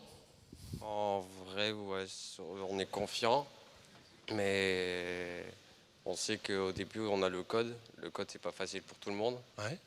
Tout le monde a des difficultés sur, ça peut être les panneaux ou les priorités. Et on se dit qu'une fois l'étape du code passée, il ne restera que la conduite. Que la conduite. Donc ça avance. Oui, ça avance. Alors Frédéric, et comment vous êtes accompagné dans cette démarche avec Permis d'avenir pour passer le permis justement?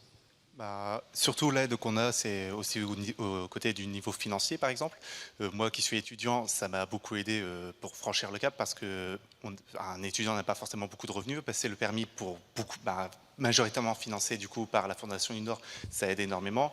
Aussi le fait que ça soit en formation accélérée pendant les vacances, ça aide parce que du coup ça ne prend pas sur le temps privé qu'on a pour étudier. Et pour les heures de conduite, du coup, on s'adapte sur nos créneaux où on est disponible pour pouvoir justement conduire à ces créneaux-là. Par exemple, moi, je sais que je suis étudiant à Lille, que j'habite à Valenciennes. C'est compliqué d'avoir des créneaux, mais pourtant on s'adapte et on fait en sorte de pouvoir faire les heures de conduite quand on peut. Et ça représente quoi pour vous deux, le permis? C'est plus de liberté, plus d'autonomie? Un objectif aussi. Ouais. Par exemple, ça peut être une aide, par exemple, moi ça ne me concerne pas encore pour l'instant vu que je ne travaille pas, vu que je suis simplement étudiant, mais par exemple quand je vais commencer à chercher un travail, je sais que le permis est énormément demandé, donc je ne peux pas me permettre de ne pas avoir le permis quand je vais chercher un travail. Ça va me débloquer juste trop d'opportunités de l'avoir. Alors Philippe Farge, vous êtes le parrain d'SOS Village d'Enfants qui a lancé ce dispositif Permis d'avenir. Alors évidemment, quand on travaille chez Renault, les sujets de mobilité, ça vous parle. Voilà, qu'est-ce qui vous a motivé à devenir le parrain de cette initiative? Oui, en effet, alors ça parle quand on travaille dans une entreprise comme Renault qui place la mobilité, l'accès à la mobilité au cœur de sa raison d'être. Ça parle aussi beaucoup quand on découvre un projet aussi enthousiasmant que le projet de SOS Village d'Enfants. Tout est dans son nom, en fait. Permis d'avenir, ça nous dit que le permis de conduire, c'est pas seulement une question de financement, c'est aussi une question de pédagogie adaptée parfois, une question d'accompagnement. Et puis obtenir le permis de conduire, c'est pas seulement obtenir le droit de conduire une voiture, la possibilité de conduire une voiture, c'est aussi en effet obtenir un accès à la mobilité, condition indispensable pour vivre en société, pour se soigner, pour étudier, pour trouver un emploi, pour sortir de l'isolement. Et enfin, obtenir le permis de conduire, c'est aussi un moyen de gagner de la confiance en soi. Et le projet, le très beau projet de SOS Village d'Enfants, Permis d'avenir, embrasse tous ces sujets. Voilà, le permis, ça change effectivement beaucoup de choses. Alors figurez-vous, Émilien et Frédéric, que vous pourrez peut-être conduire un jour une voiture qui est sortie quand vous aurez le permis de l'atelier de l'ICAM, école d'ingénieurs à Lille. Nolan et Brian, vous avez rejoint l'atelier de production de l'ICAM. Qu'est-ce que vous y apprenez actuellement? J'apprends à travailler sur des voitures clients et j'aime beaucoup ça. Très bien, c'est déjà. Je te laisse. Voilà, qu'est-ce que vous y apprenez aujourd'hui? On y apprend beaucoup de choses. Ouais, ça marche. Faut juste le mettre bien présent. On y apprend beaucoup de choses. Il y a des choses qu'au début on savait pas faire, maintenant qu'on sait faire. On travaille sur des voitures clientes, des vraies voitures du coup. Et Bah, franchement, ça va, ça se passe. Le garage, il est assez grand pour nous, surtout que nous, on est 2 classes dans le garage, les premières années et les deuxièmes années. Et malgré ça, on arrive à s'en sortir. On s'entraide entre nous, donc ça va, franchement. Il n'y a pas de problème. Et vous vous sentez continuer dans cette voie? Franchement, ouais. Alors on va saluer vos 2 maîtres professionnels de la section mécanique auto du garage école qui sont avec nous ce soir, Steve Dumortier et Jean-Marc Delplanque. L'objectif de ce garage du futur, c'est quoi? C'est de donner sa chance à tous ceux qui souhaitent s'orienter vers cette filière de la mécanique? Oui, tout à fait. Aujourd'hui, on représente l'ICAM de Lille. On a 2 sections, enfin 3 sections, parce qu'on a aussi la productique et tourneur-fraiseur. Et nous, aujourd'hui, on représente la mécanique auto. On accueille des jeunes de 14 à 17 ans qui sortent de 3e, général ou autre. Et on leur fait découvrir un métier. On leur fait cette petite passion de la mécanique qui est pas facile, qui évolue de jour en jour. Alors on a besoin de leur apprendre aussi l'ancienne mécanique et ensuite la mécanique future avec la partie électrique, tout ça, quoi. Et l'électronique qui commande tout aujourd'hui. Et l'électronique aussi qui est aussi un peu barbant automatiquement, mais il faut qu'ils s'imprègnent de tout ça parce qu'avant à l'époque on n'avait pas autant d'électronique et aujourd'hui on vit constamment avec. Alors on a des bonnes recrues. Et aujourd'hui, on essaye aussi de les mettre en condition en atelier, parce que notre projet aujourd'hui, on est quasiment un garage, d'accord, avec le même fonctionnement, avec des clients, avec une facturation, tout ça. Et pour être le plus proche d'un atelier de chez Renault, de chez Peugeot, pour qu'ils intègrent plus facilement la vie professionnelle. Et de quelle manière la Fondation vous a aidé dans ce projet?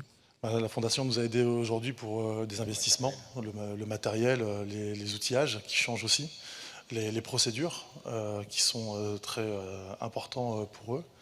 Et aujourd'hui, c'est avec un grand plaisir aujourd'hui qu'on arrive à travailler sainement et leur apprendre aussi la meilleure possibilité des techniques aussi de travail. Bravo, je vais remercier tous nos invités avec un beau plateau pour aborder ce sujet. Il ne me reste plus qu'à vous souhaiter bonne route. Je pense que c'est l'expression qui s'impose pour tout ce plateau. Et encore une fois, Emilia et Frédéric, bon courage pour le permis. Voilà, on vous souhaite pleine réussite. Et je vous laisse rejoindre Laura qui vous attend en zone mixte. Allez, tout le monde en zone mixte. Alors ça va être vraiment rempli en zone mixte parce qu'on a beaucoup de lauréats et de remettants. Alors pour nos remettants de trophées, vous pouvez applaudir Tiffaine Duquesne, manager du programme Émergence d'Arelli, Fabien Brément, directeur régional Nord-Ouest chez Dalkia, Philippe Beauchamp, vice-président de la région Hauts-de-France, Brice Audrenne-Richer, DG chez Le Safre. Et j'accueille avec moi tout de suite Laurent Vitou. Laurent, rejoins-moi, vous pouvez monter sur scène les amis, vous allez recevoir votre trophée. Pendant ce temps, j'accueille Laurent Vitou. Alors Laurent, toi tu es président de l'école de la deuxième chance Grand Lille. On sait que vous innovez beaucoup avec des parcours justement qui rapprochent les jeunes du monde de l'entreprise. Est-ce que tu peux nous donner un petit peu ton ressenti sur ce trophée que vous recevez aussi aujourd'hui ? Ce trophée, ça illustre surtout le rapprochement de l'école de la deuxième chance avec le monde de l'entreprise. Parce que si aujourd'hui on a un succès important en termes de retour à l'emploi des jeunes qui ont décroché du système scolaire et qu'on a 60% de réussite aujourd'hui dans le retour à l'emploi, c'est parce que la spécificité de l'école est d'avoir un lien très fort avec le monde de l'entreprise. Et c'est illustré aujourd'hui à travers le projet qui est récompensé, qui est le projet Groupe Jeunes Dynamiques, qui consiste à mettre en relation ces jeunes avec des collaborateurs d'entreprise à l'occasion d'un temps informel. Ce temps informel, c'est un déjeuner. Ça casse les codes du monde de l'entreprise pour les jeunes qui en sont très, très éloignés également. Et ça leur permet bien évidemment ensuite d'être plus sûrs d'eux au moment de passer des entretiens de recrutement par exemple. Et tu es venu avec des jeunes qui ont participé à ce projet-là. Alors comment ça s'est passé ? Donc ça a été un projet qui a été assez enrichissant, dans le sens où déjà dans un premier temps ça nous a permis un peu de voir un peu le monde de l'entreprise, j'ai envie de dire, de participer par exemple moi à mon premier repas d'entreprise, on va dire, d'affaires, ouais si on veut, en tout cas c'est le début. Et puis c'est quelque chose qui nous a permis peut-être pour certains de prendre confiance en nous, d'apprendre à prendre la parole devant des personnes comme vous aujourd'hui par exemple. Et même moi par exemple qui veut faire de l'insertion également, qui est pour projet d'être CIP du coup, donc conseiller en insertion professionnelle, d'avoir le point de vue de quelqu'un qui était dans ce monde-là aussi et de pouvoir un peu confronter nos points de vue, peut-être prendre en compte des facteurs que j'avais pas en tête à la base, etc. et qui m'a vraiment enrichi. Non, je suis Bon, je vous remercie de m'avoir écouté. Merci, vous pouvez recevoir votre trophée juste derrière. Et juste le temps d'un jingle et on va retrouver Pierre-François sur la scène.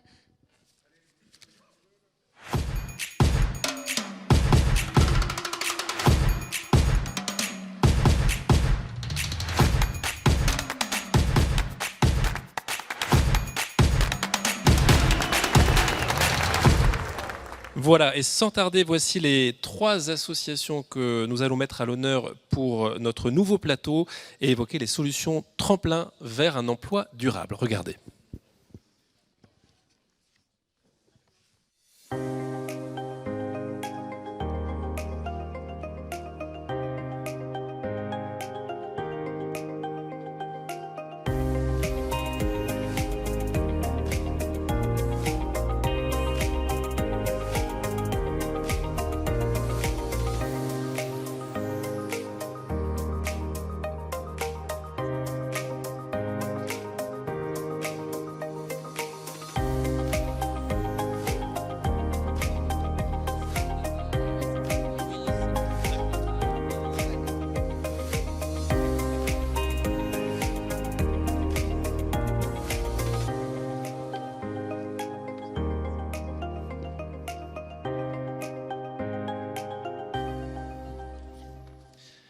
Voilà, on peut applaudir les associations que nous venons de découvrir.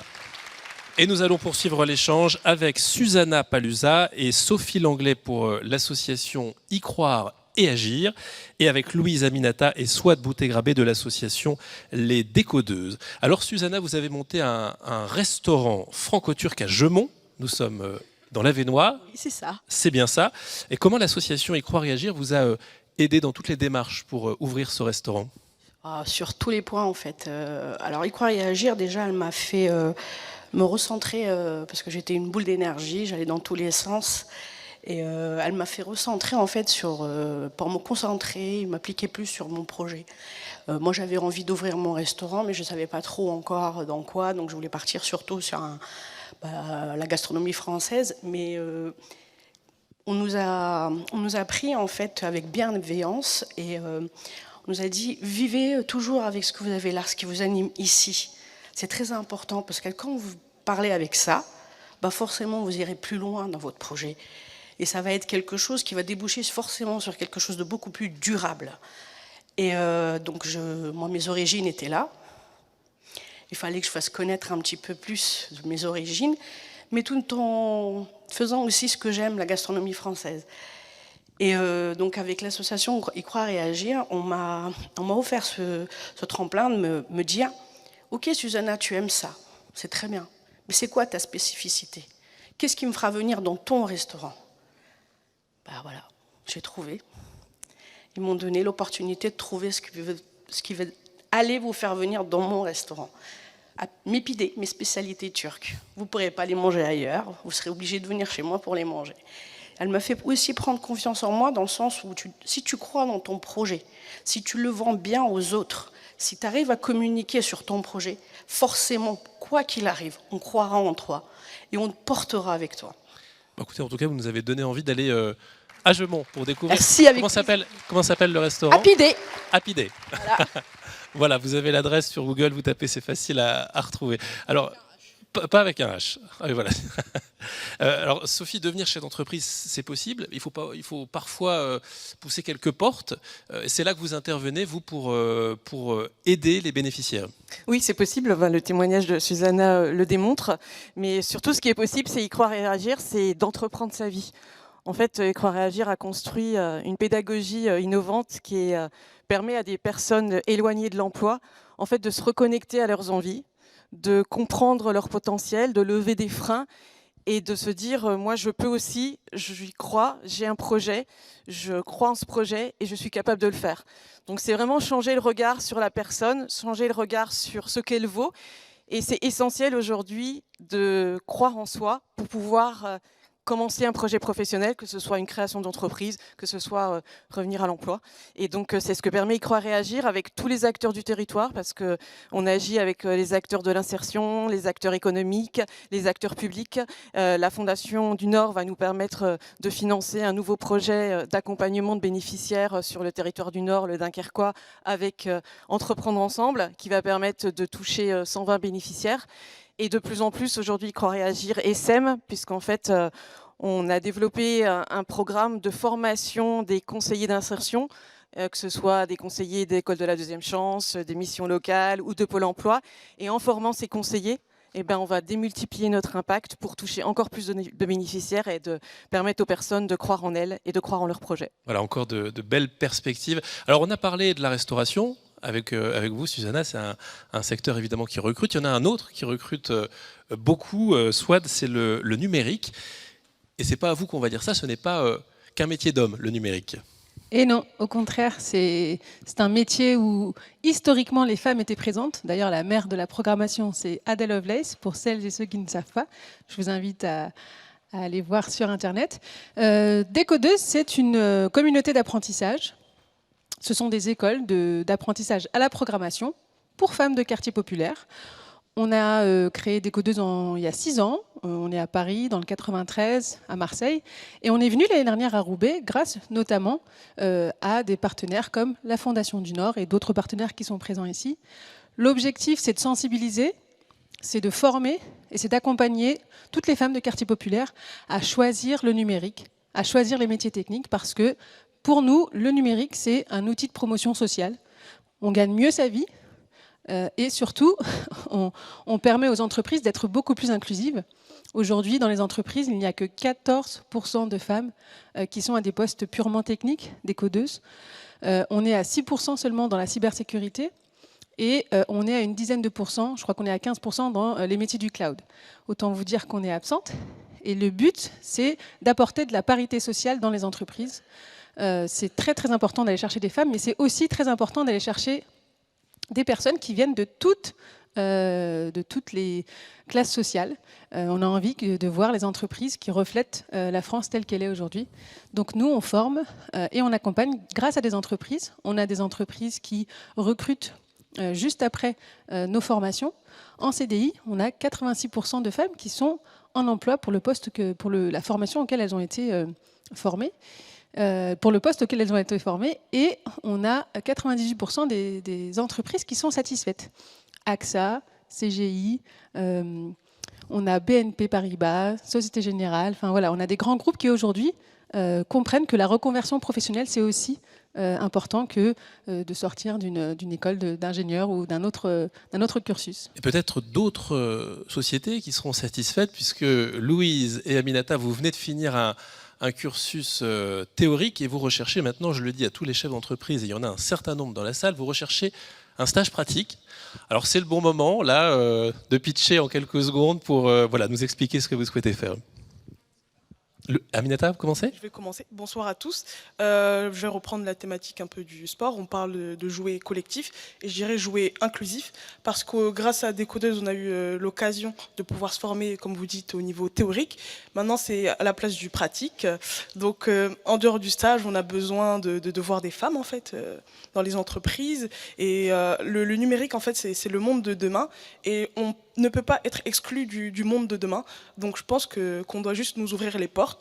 Ça a été fait une première fois, ça peut être fait une deuxième fois, une troisième fois, et je pense que c'est grâce à ces occasions-là qu'on pourra représenter totalement le monde de demain. Louise ? Je pense en effet qu'il faut qu'on soit présente, il faut que vous nous donniez l'accès à vos entreprises, que vous acceptiez de nous recevoir parce qu'on a été formés. On a en réinsertion reconversion professionnelle, ce qui fait qu'on a déjà un bagage professionnel qu'on peut aussi apporter à vos entreprises. On n'est pas juste formé au numérique et sans rien derrière. On peut aussi vous apporter quelque chose et pourquoi pas, allons ensemble, pour rester dans la thématique du sport, transformer l'essai. Voilà qui va plaire à Laura. Et on a encore du travail, parce que pour la petite histoire, en préparant cette soirée, j'ai écrit que vous aviez un cursus de développeuse d'applications et le correcteur orthographique me corrigeait systématiquement en développeur. Voilà. Donc il y a encore un peu de travail pour accepter cette transformation. En tout cas, bravo pour ces parcours. Et je vous laisse rejoindre Laura en zone mixte pour la remise des trophées traditionnels. Allez, venez jusqu'ici, puisque bien sûr, vous allez récupérer votre trophée. Et pour ces trophées, je vais demander à nos remettants de venir sur scène. Alors, Marie-Hélène Foubé, déléguée générale du réseau Alliance. Isabelle Huil, déléguée générale pour la Fondation du Nord, accompagnée d'Aurélie Rabouille, chargée de l'accompagnement des projets, et de Catherine Spadavecchia, chargée mission RSE pour EDF. Et puis à nouveau, Philippe Farge, délégué régional Nord-Est pour le groupe Renault. Vous pouvez y aller, vous pouvez monter. Patrice, est-ce que tu peux me rejoindre ? Alors Patrice, tu t'occupes, toi, du projet Mobilidis. Tu vas également recevoir un trophée. Mais avant de monter sur scène, quelques petites questions quand même. Imagine que c'est un honneur pour toi, ça donne de la visibilité au projet. Est-ce que c'est un vrai plus de recevoir ce trophée de la Fondation ? Alors tout à fait, puisque simplement Mobilidis, c'est un projet à tiroir. Un premier tiroir, création d'un atelier solidaire avec un chef d'atelier qui forme des mécaniciens. En parallèle avec de la location solidaire. Deuxième tiroir, là où intervient la Fondation du Nord, la nécessité d'augmenter le parc de véhicules, puisqu'on avait, quand Mobilidis a été créé, on n'avait que 6 véhicules, très compliqué dans le Maubeugeois, puisqu'on est du Maubeuge. Donc, recherche de financement, recherche de véhicules. La Fondation du Nord nous aide financièrement. Le département nous aide en nous dotant de 2 véhicules. J'attends le deuxième impatiemment. Et la Fondation Enidis, elle, nous dote de 2 autres véhicules. En parallèle de ça, ça a ouvert une autre porte. Et c'est ça qui est intéressant dans l'histoire, c'est que ça a ouvert une autre porte vers la Fondation Renault, qui elle, a aussi essayé de nous soutenir. Et on a ouvert le 3e tiroir, parce que c'est bien beau d'avoir de la location disponible. Des fois, on n'arrive pas à la payer, parce qu'on est demandant d'emploi ou allocataire du RSA depuis quelques années, depuis très longtemps. On vit avec 500 € par mois, c'est compliqué. Une location d'un véhicule chez nous, c'est pour un mois, c'est 150 € qu'il faut sortir tout de suite. Et là, la Fondation Renault nous dit, nous, on peut vous accompagner dans cette démarche. Et là, la Fondation nous dote d'une 30 000 € en nous disant maintenant, les gens qui arrivent chez vous, qui ont besoin de louer un véhicule, ils ne paieront pas la location. Donc ça a été un 3e tiroir qui a été ouvert. Et en parallèle, on s'est dit, ouais, mais allons ensemble un petit peu plus loin. Ce petit peu plus loin, c'est que moi, j'ai des gens qui ne trouvent pas de boulot parce qu'ils n'ont pas de permis. Et là, la Fondation Renault nous dit, là aussi, on peut vous aider. 24 permis financés à hauteur de 1 500 €. Lorsque l'on fait une étude sur le Maubeugeois, on s'aperçoit que Pôle emploi, France Travail, finance les permis. Mais ça ne va jamais beaucoup plus loin que le code. Parce que la première étape, c'est d'obtenir le code. Et on l'a vu tout à l'heure, c'est compliqué d'avoir le code. Donc l'idée, c'est de se dire, on va vous faire du coaching. On va vous prendre 3 jours par semaine, 2 heures le soir, 16 h, 18 h, des fois ça dérive jusqu'à 19 h parce que je parle beaucoup, vous le voyez d'ailleurs. Et je coach des gens sur le code. Première réussite, on avait quelqu'un qui était dyspraxique, dysorthographique et dyslexique. Il a obtenu son code avec 40 sur 40.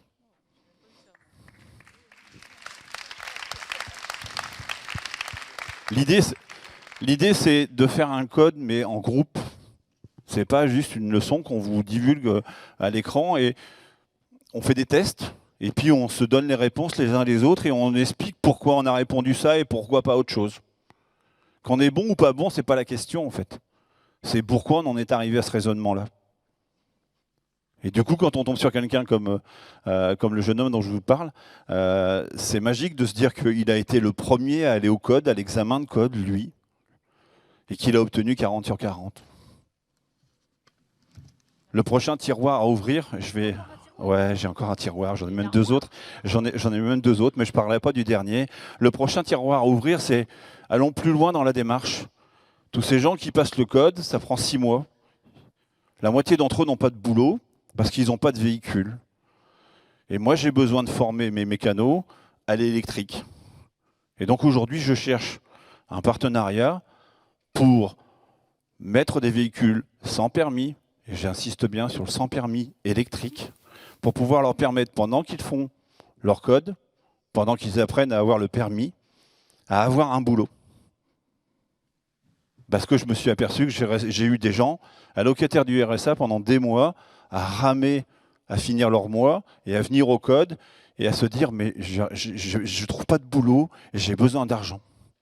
Donc sachez qu'aujourd'hui, je cherche un mécénat pour installer dans mon parc des véhicules sans permis électriques. Le tiroir est fermé. Ouais, le tiroir est fermé. Sinon, je vais être obligée de te mettre un plaquage, d'accord, parce qu'on a un timing à tenir. Merci, vous pouvez l'applaudir, elle a été super, Patrice. Tu peux recevoir ton trophée sur la scène. Ah oui, parce qu'il nous reste une dernière thématique à aborder quand même, et le temps passe vite, on a beaucoup de projets. Donc dernière thématique, dernier jingle, et ensuite c'est à toi, Pierre-François.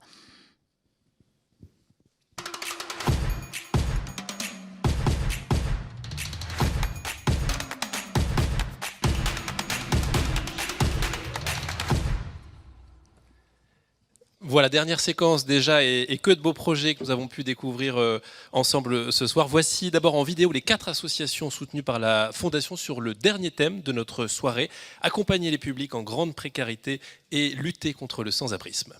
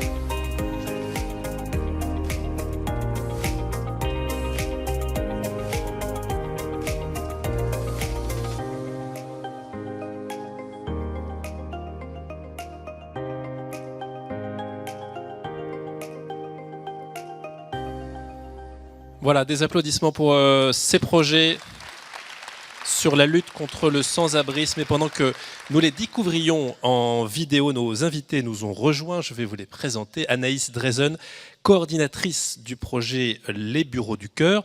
Mathieu Ramery, président de Ramery et parrain du projet, qui nous en parlera également tout à l'heure. J'accueille également 2 colloques de l'association Lazare, Philippe et Paul, et vous êtes accompagné par William Ducoulombier. Vous êtes la famille plus, mais vous nous expliquerez ce que c'est tout à l'heure. Philippe et Paul, alors vous êtes justement colocataires de cette maison Lazare, qui est située à Marcq-en-Barœul. Quel est le principe de cette colocation ? Eh ben, cette colocation permet... Le micro près. Cette colocation nous permet d'être à 8 personnes actuellement, 4 personnes dites actives, donc des jeunes entre 20 et 30 ans, et 4 personnes un peu plus âgés, dont moi, qui sommes des gens qui ont eu des soucis de société, et c'était un moyen de nous reconstruire, de repartir de l'avant. Alors voilà. Et Paul, vous, comment vous vivez cette colocation ? Ce qui est assez drôle, c'est que je vois le hashtag Jouons collectif. En fait, à Lazare, on a aussi ce hashtag, mais on a le hashtag Faisons les courses collectives, lavons les toilettes collectives. Enfin, en tout cas, vivons collectif. C'est vraiment notre leitmotiv. Alexandre, tout à l'heure, nous invitait à faire péter les limites. J'ai beaucoup aimé ça parce que, en fait, nous, à Lazare, c'est notre spécialité de faire péter les limites. Vous voyez, Philippe et moi, on vit dans la même maison, on n'a pas le même âge. C'est ça, Lazare. C'est des gens d'origines différentes, d'horizons différentes, avec des âges différents, qui décident de vivre ensemble, et on fait aussi péter les limites du cœur. Être à Lazare, en fait, c'est apprendre à aimer, par-delà des problèmes parfois d'addiction, par-delà des problèmes classiques d'une vie en communauté. On a tous, déjà dans une famille, des tensions. Alors vous imaginez dans une colocation de 8 hommes comme nous, les tensions qu'il peut y avoir, et pourtant, on apprend à s'aimer, à toujours pardonner, faire un pas de plus, tous ensemble. Et j'ai bien aimé le chiffre que Mathias rappelait au début. Tu rappelais qu'il y a 3000 sans-abri à Lille. Je pense que cette situation ne peut pas nous laisser indifférents. Et en fait, Lazare, c'est aussi repousser les limites de l'amour et c'est se dire que peut-être que cette personne qui fait la manche en bas de chez nous, bah, c'est peut-être notre futur colocataire. Et à partir de là, je vous assure que le regard change complètement. C'est ça, Lazare. William, je lisais en préparant cette soirée que Lazare, voilà, c'était réunir des gens qui ont besoin d'un abri et d'autres à l'abri du besoin. Voilà, je trouvais la formule assez percutante. C'est ça l'esprit de cette colocation ? Alors c'est exactement l'esprit et surtout ce qu'on veut c'est que les frontières se gomment. Donc le but c'est vraiment que les colocs vivent ensemble et nous en tant que famille plus et aussi avec une autre famille qui est la famille responsable, nous on loge aussi sur place à terme et donc on va veiller à ce que l'alchimie reste dans la maison et que la mayonnaise prenne bien. Donc on va aussi bientôt accueillir des femmes l'année prochaine. Voilà, donc on est très heureux de pouvoir accompagner ce projet avec toute la famille. Donc c'est vraiment un projet familial pour nous et nous on est heureux de montrer aussi à nos enfants d'autres vies qui peuvent exister. Voilà. Alors vous avez fait 8 pulls de chaque couleur, non ou pas pour En tout cas, la com est très réussie. Bravo. Voilà, bravo pour ce projet Lazare, une colocation voilà, qui peut être inattendue. Et on voulait aussi vous parler ce soir d'une autre cohabitation qui n'allait pas nécessairement de soi, entre le monde de l'entreprise d'un côté et celui des sans-abri de l'autre. Alors cette cohabitation, elle est permise par les bureaux du cœur. Rappelez-nous le principe des bureaux du cœur, Anaïs. Bonsoir à tous. Je vais commencer par une petite question ou un petit rappel pour certains. Le saviez-vous, vos bureaux sont utilisés en moyenne 30% du temps puisqu'ils sont vides les soirs et les week-ends. Et à côté de ça, on a plus de 300 000 personnes en situation de rue en France. Et c'est finalement fort de ce constat que des dirigeants à Nantes, il y a 4 ans, ont réfléchi à une solution d'accueil individuel en entreprise les soirs et les week-ends, donc lorsque les bureaux sont vides, sur une durée de 3 à 6 mois. Voilà comment sont nés les bureaux du cœur. Les personnes qui sont accueillies en entreprise, ce sont des personnes en situation de précarité, qui sont suivies par des associations partenaires en charge de leur réinsertion. Donc ce sont plutôt des personnes dites accidentées de la vie, comme des étudiants qui dormiraient encore dans leur voiture, des femmes victimes de violences conjugales, ou encore des personnes qui ont reconnu une fracture familiale et qui auraient sombré. Et on le sait, une personne qui dort à la rue, la première préoccupation qu'elle a le matin, c'est où est-ce que je vais dormir ce soir. Et c'est des personnes qui n'avancent pas sur leur projet de ce fait. Et en levant cette préoccupation d'hébergement, à travers un hébergement d'entreprise, on permet d'accélérer la réinsertion de ces personnes-là. Du côté d'une entreprise qui souhaiterait accueillir, et je laisserai la parole à Mathieu juste après, c'est relativement simple puisqu'on demande un coin cuisine partagé, un coin sanitaire douche et un coin nuit qui peut se matérialiser par un clic-clac dans une salle de réunion qui serait repliée à l'arrivée des premiers collaborateurs. C'est donc un dispositif extrêmement simple, très peu coûteux, qui est duplicable sur l'ensemble du territoire et qui est extrêmement impactant en termes d'action RSE pour une entreprise. Aujourd'hui, les bureaux du cœur, c'est 300 accueils dans 180 entreprises hôtes sur 20 délégations en France. Et nous avons créé la délégation à Lille il y a à peu près 1 an et demi. Nous comptons désormais 35 accueils dans 25 entreprises hôtes. Et on espère que c'est que les prémices d'un beau challenge qui est celui de rassembler le monde économique avec le monde social.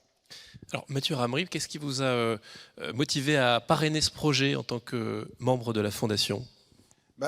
Anaïs est venue nous voir avec la Fondation du Nord, c'était fin 2023 je pense, et pour le besoin financier pour, voilà, dans le cadre de l'essaimage, pour lancer la Fondation sur l'île.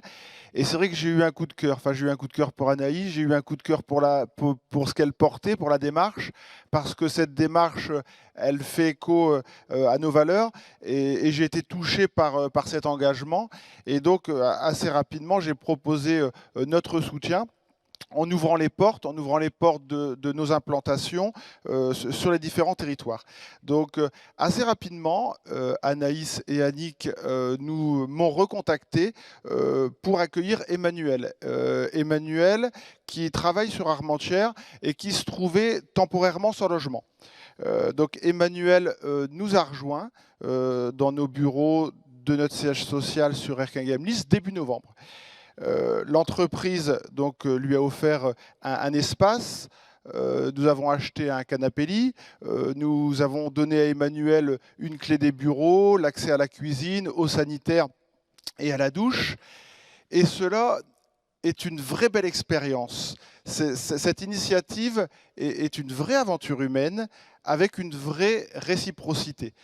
De notre côté, cela nous offre de vivre concrètement nos valeurs, de partager et de créer du lien. Nous lui avons offert un espace qui crée un lieu de vie favorable à la création d'une intimité qui est nécessaire pour qu'il se repose et surtout pour qu'il renoue avec la confiance en lui. Pour Emmanuel, donc notre invité, j'aime bien cette notion d'invité, il est ravi de cette aide que nous lui avons offerte et d'avoir un lieu à lui, et c'est une vraie chance, et il a une vraie volonté de rebondir. Et je me souviens, quelques jours avant son arrivée dans nos bureaux, nous avions informé nos collaborateurs et nous leur avions dit qu'ils étaient susceptibles de croiser Emmanuel et qu'ils n'hésitent surtout pas à lui faire un excellent accueil et à prendre un café avec lui quand il le croise. Et je me souviens des semaines qui ont suivi son arrivée, où il y avait une grosse frustration de nos collaborateurs de bureau parce qu'ils ne croisaient pas Emmanuel. Et il a fallu attendre quelques semaines pour que Emmanuel se sente moins gêné, se sente plus en confiance. Et aujourd'hui, on le croise régulièrement à la machine à café. Mes collaborateurs me disent qu'il parle beaucoup et il participe à la vie de l'entreprise. Donc pour conclure, c'est vrai que c'est une très belle expérience de partage que je vous invite tous à vivre, contribuer à l'objectif plus personne à la rue. Et en plus, c'est gratuit. Donc voilà. Alors, moi, ce que je vous conseille, jouez le match avec nous. Ouvrez vos bureaux et donnez sans tarder l'ensemble de l'adresse de vos bureaux à Anaïs, à Séverine qui est là avec nous ce soir. Voilà, on vous souhaite de repartir avec un gros trousseau de clés dès ce soir. Si vous me permettez, saluer aussi l'implication des services du département du Nord qui accompagnent aussi les bénéficiaires des bureaux du cœur sur d'autres aspects de leur vie quotidienne, notamment vers la santé et l'emploi. Voilà, pour que cette question du logement, elle puisse aboutir derrière aussi sur un projet de vie plus complet. En tout cas, bravo pour ces deux projets. Je vous laisse rejoindre Laura en zone mixte et puis on va découvrir d'ailleurs deux autres projets qui ont été soutenus par la Fondation avec toi, Laura. Oui, on va terminer avec ces deux autres projets, mais en attendant, venez tous me rejoindre en zone mixte pour la dernière remise des trophées. Et puis on va pouvoir applaudir nos derniers remettants avec Arnaud Lefebvre, directeur régional de Vinci Construction, Sébastien Masclé, président de la Compagnie Générale de Construction, Mathieu Ramery, président Ramery, et puis Anne Lambin, responsable mécénat du groupe Roquette et délégué général de la Fondation.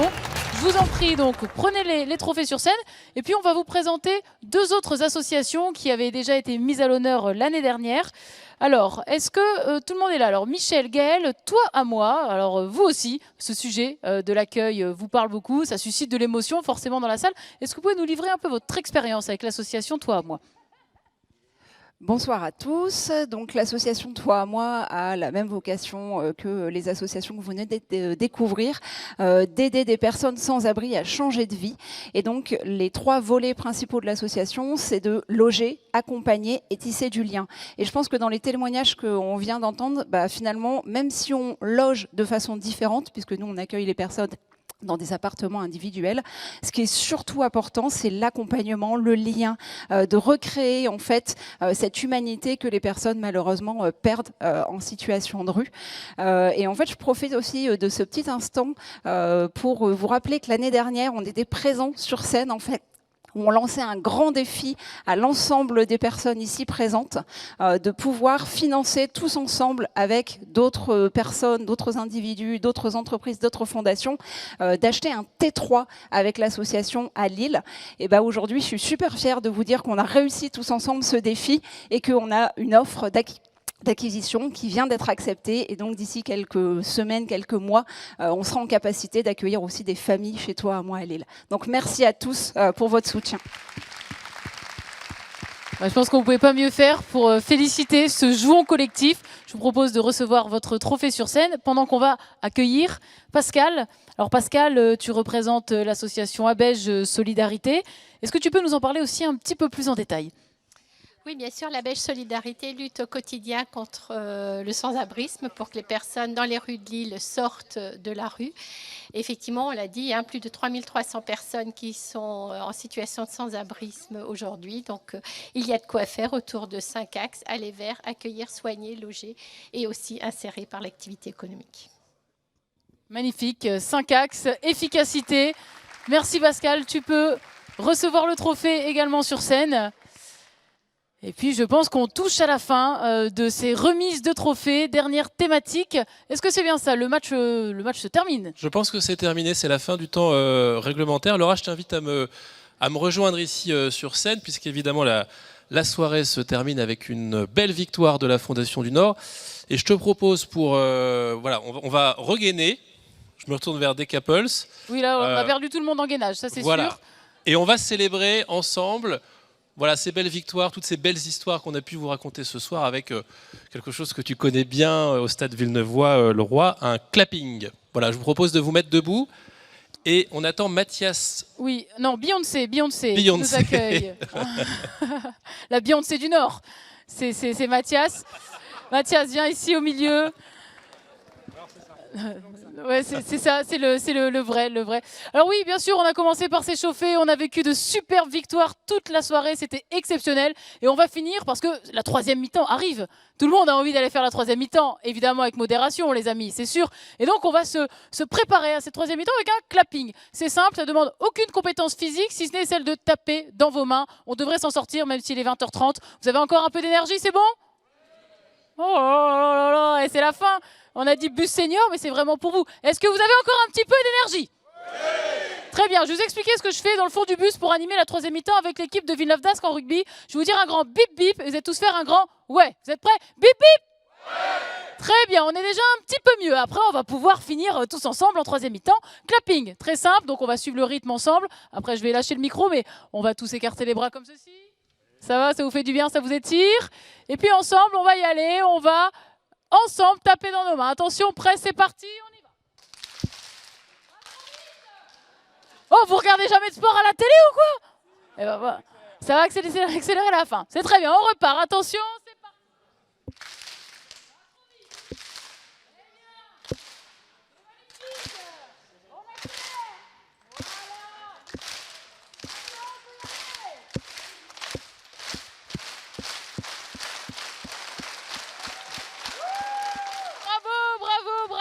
Bravo à tous.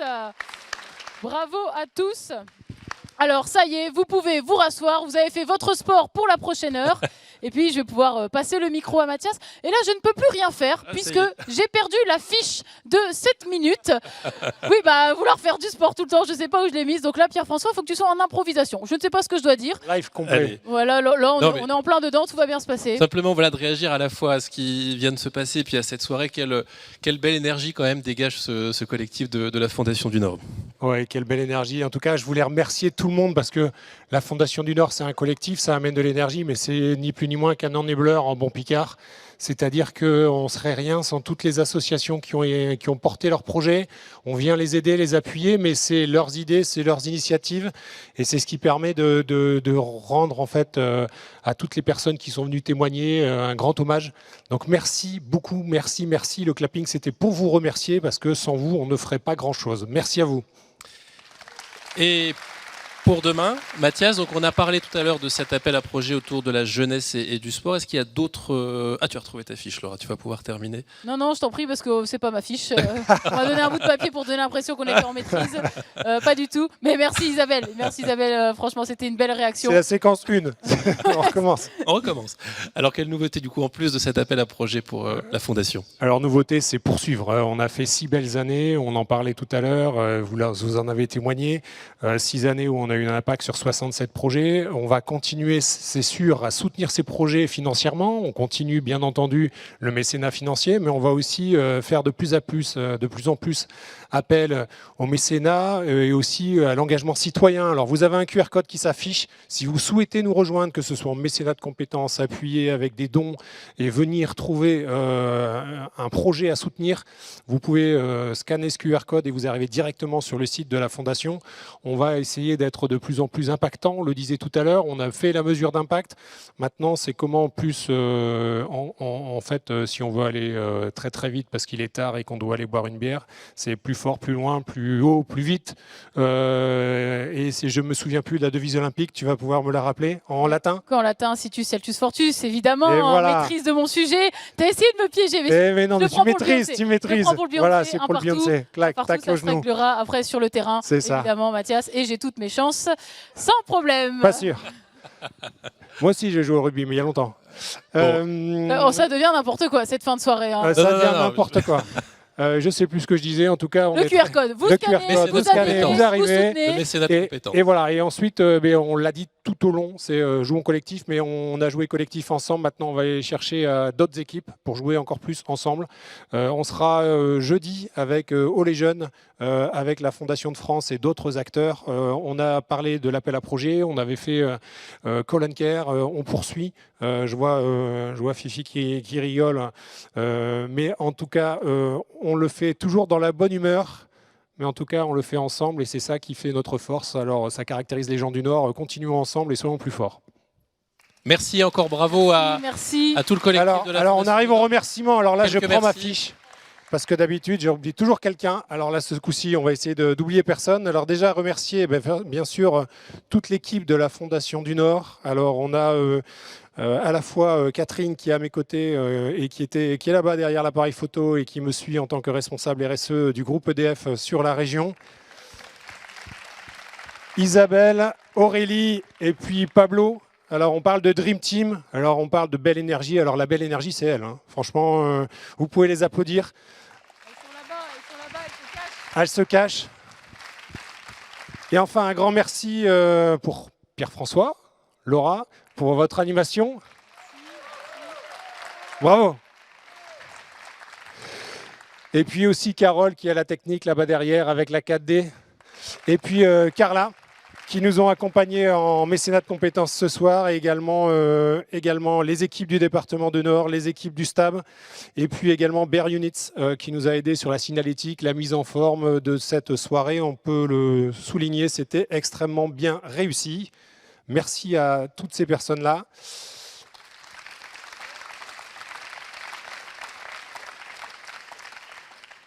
Et puis pour cette troisième mi-temps, l'oiseau-mouche que vous avez ici, qui est un projet récemment accompagné depuis vendredi dernier.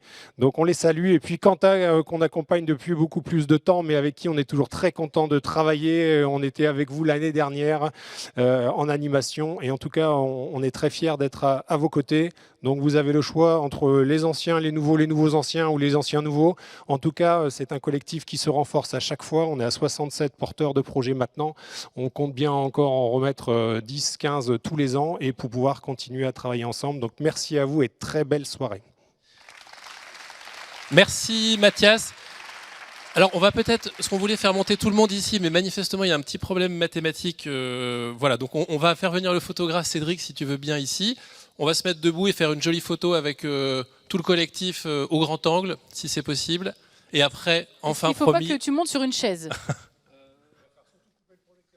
Ouais, alors là, ça, je pense qu'on peut le faire. Je ne sais pas si Carole vous... Il te faut une chaise pour être en hauteur? Voir, ça va aller? Contre-jour. Allez, la technique, on y va, on coupe la lumière. Est-ce que vous êtes prêts pour cette dernière mission collective? Bip bip. Oh là là là là, les mollassons, bip bip. Très bien, on se serre comme si on était une grande équipe, tous ensemble, serrez-vous, serrez-vous. On va faire une mêlée géante. Une mêlée géante, on se serre, on se serre. Ça va être magnifique.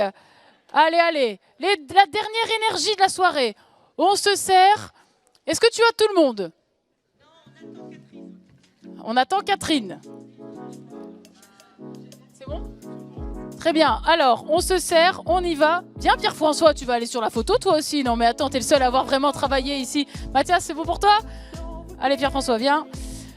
Vous sortez votre plus grand sourire. Allez, 1, 2, 3, vive la Fondation du Nord!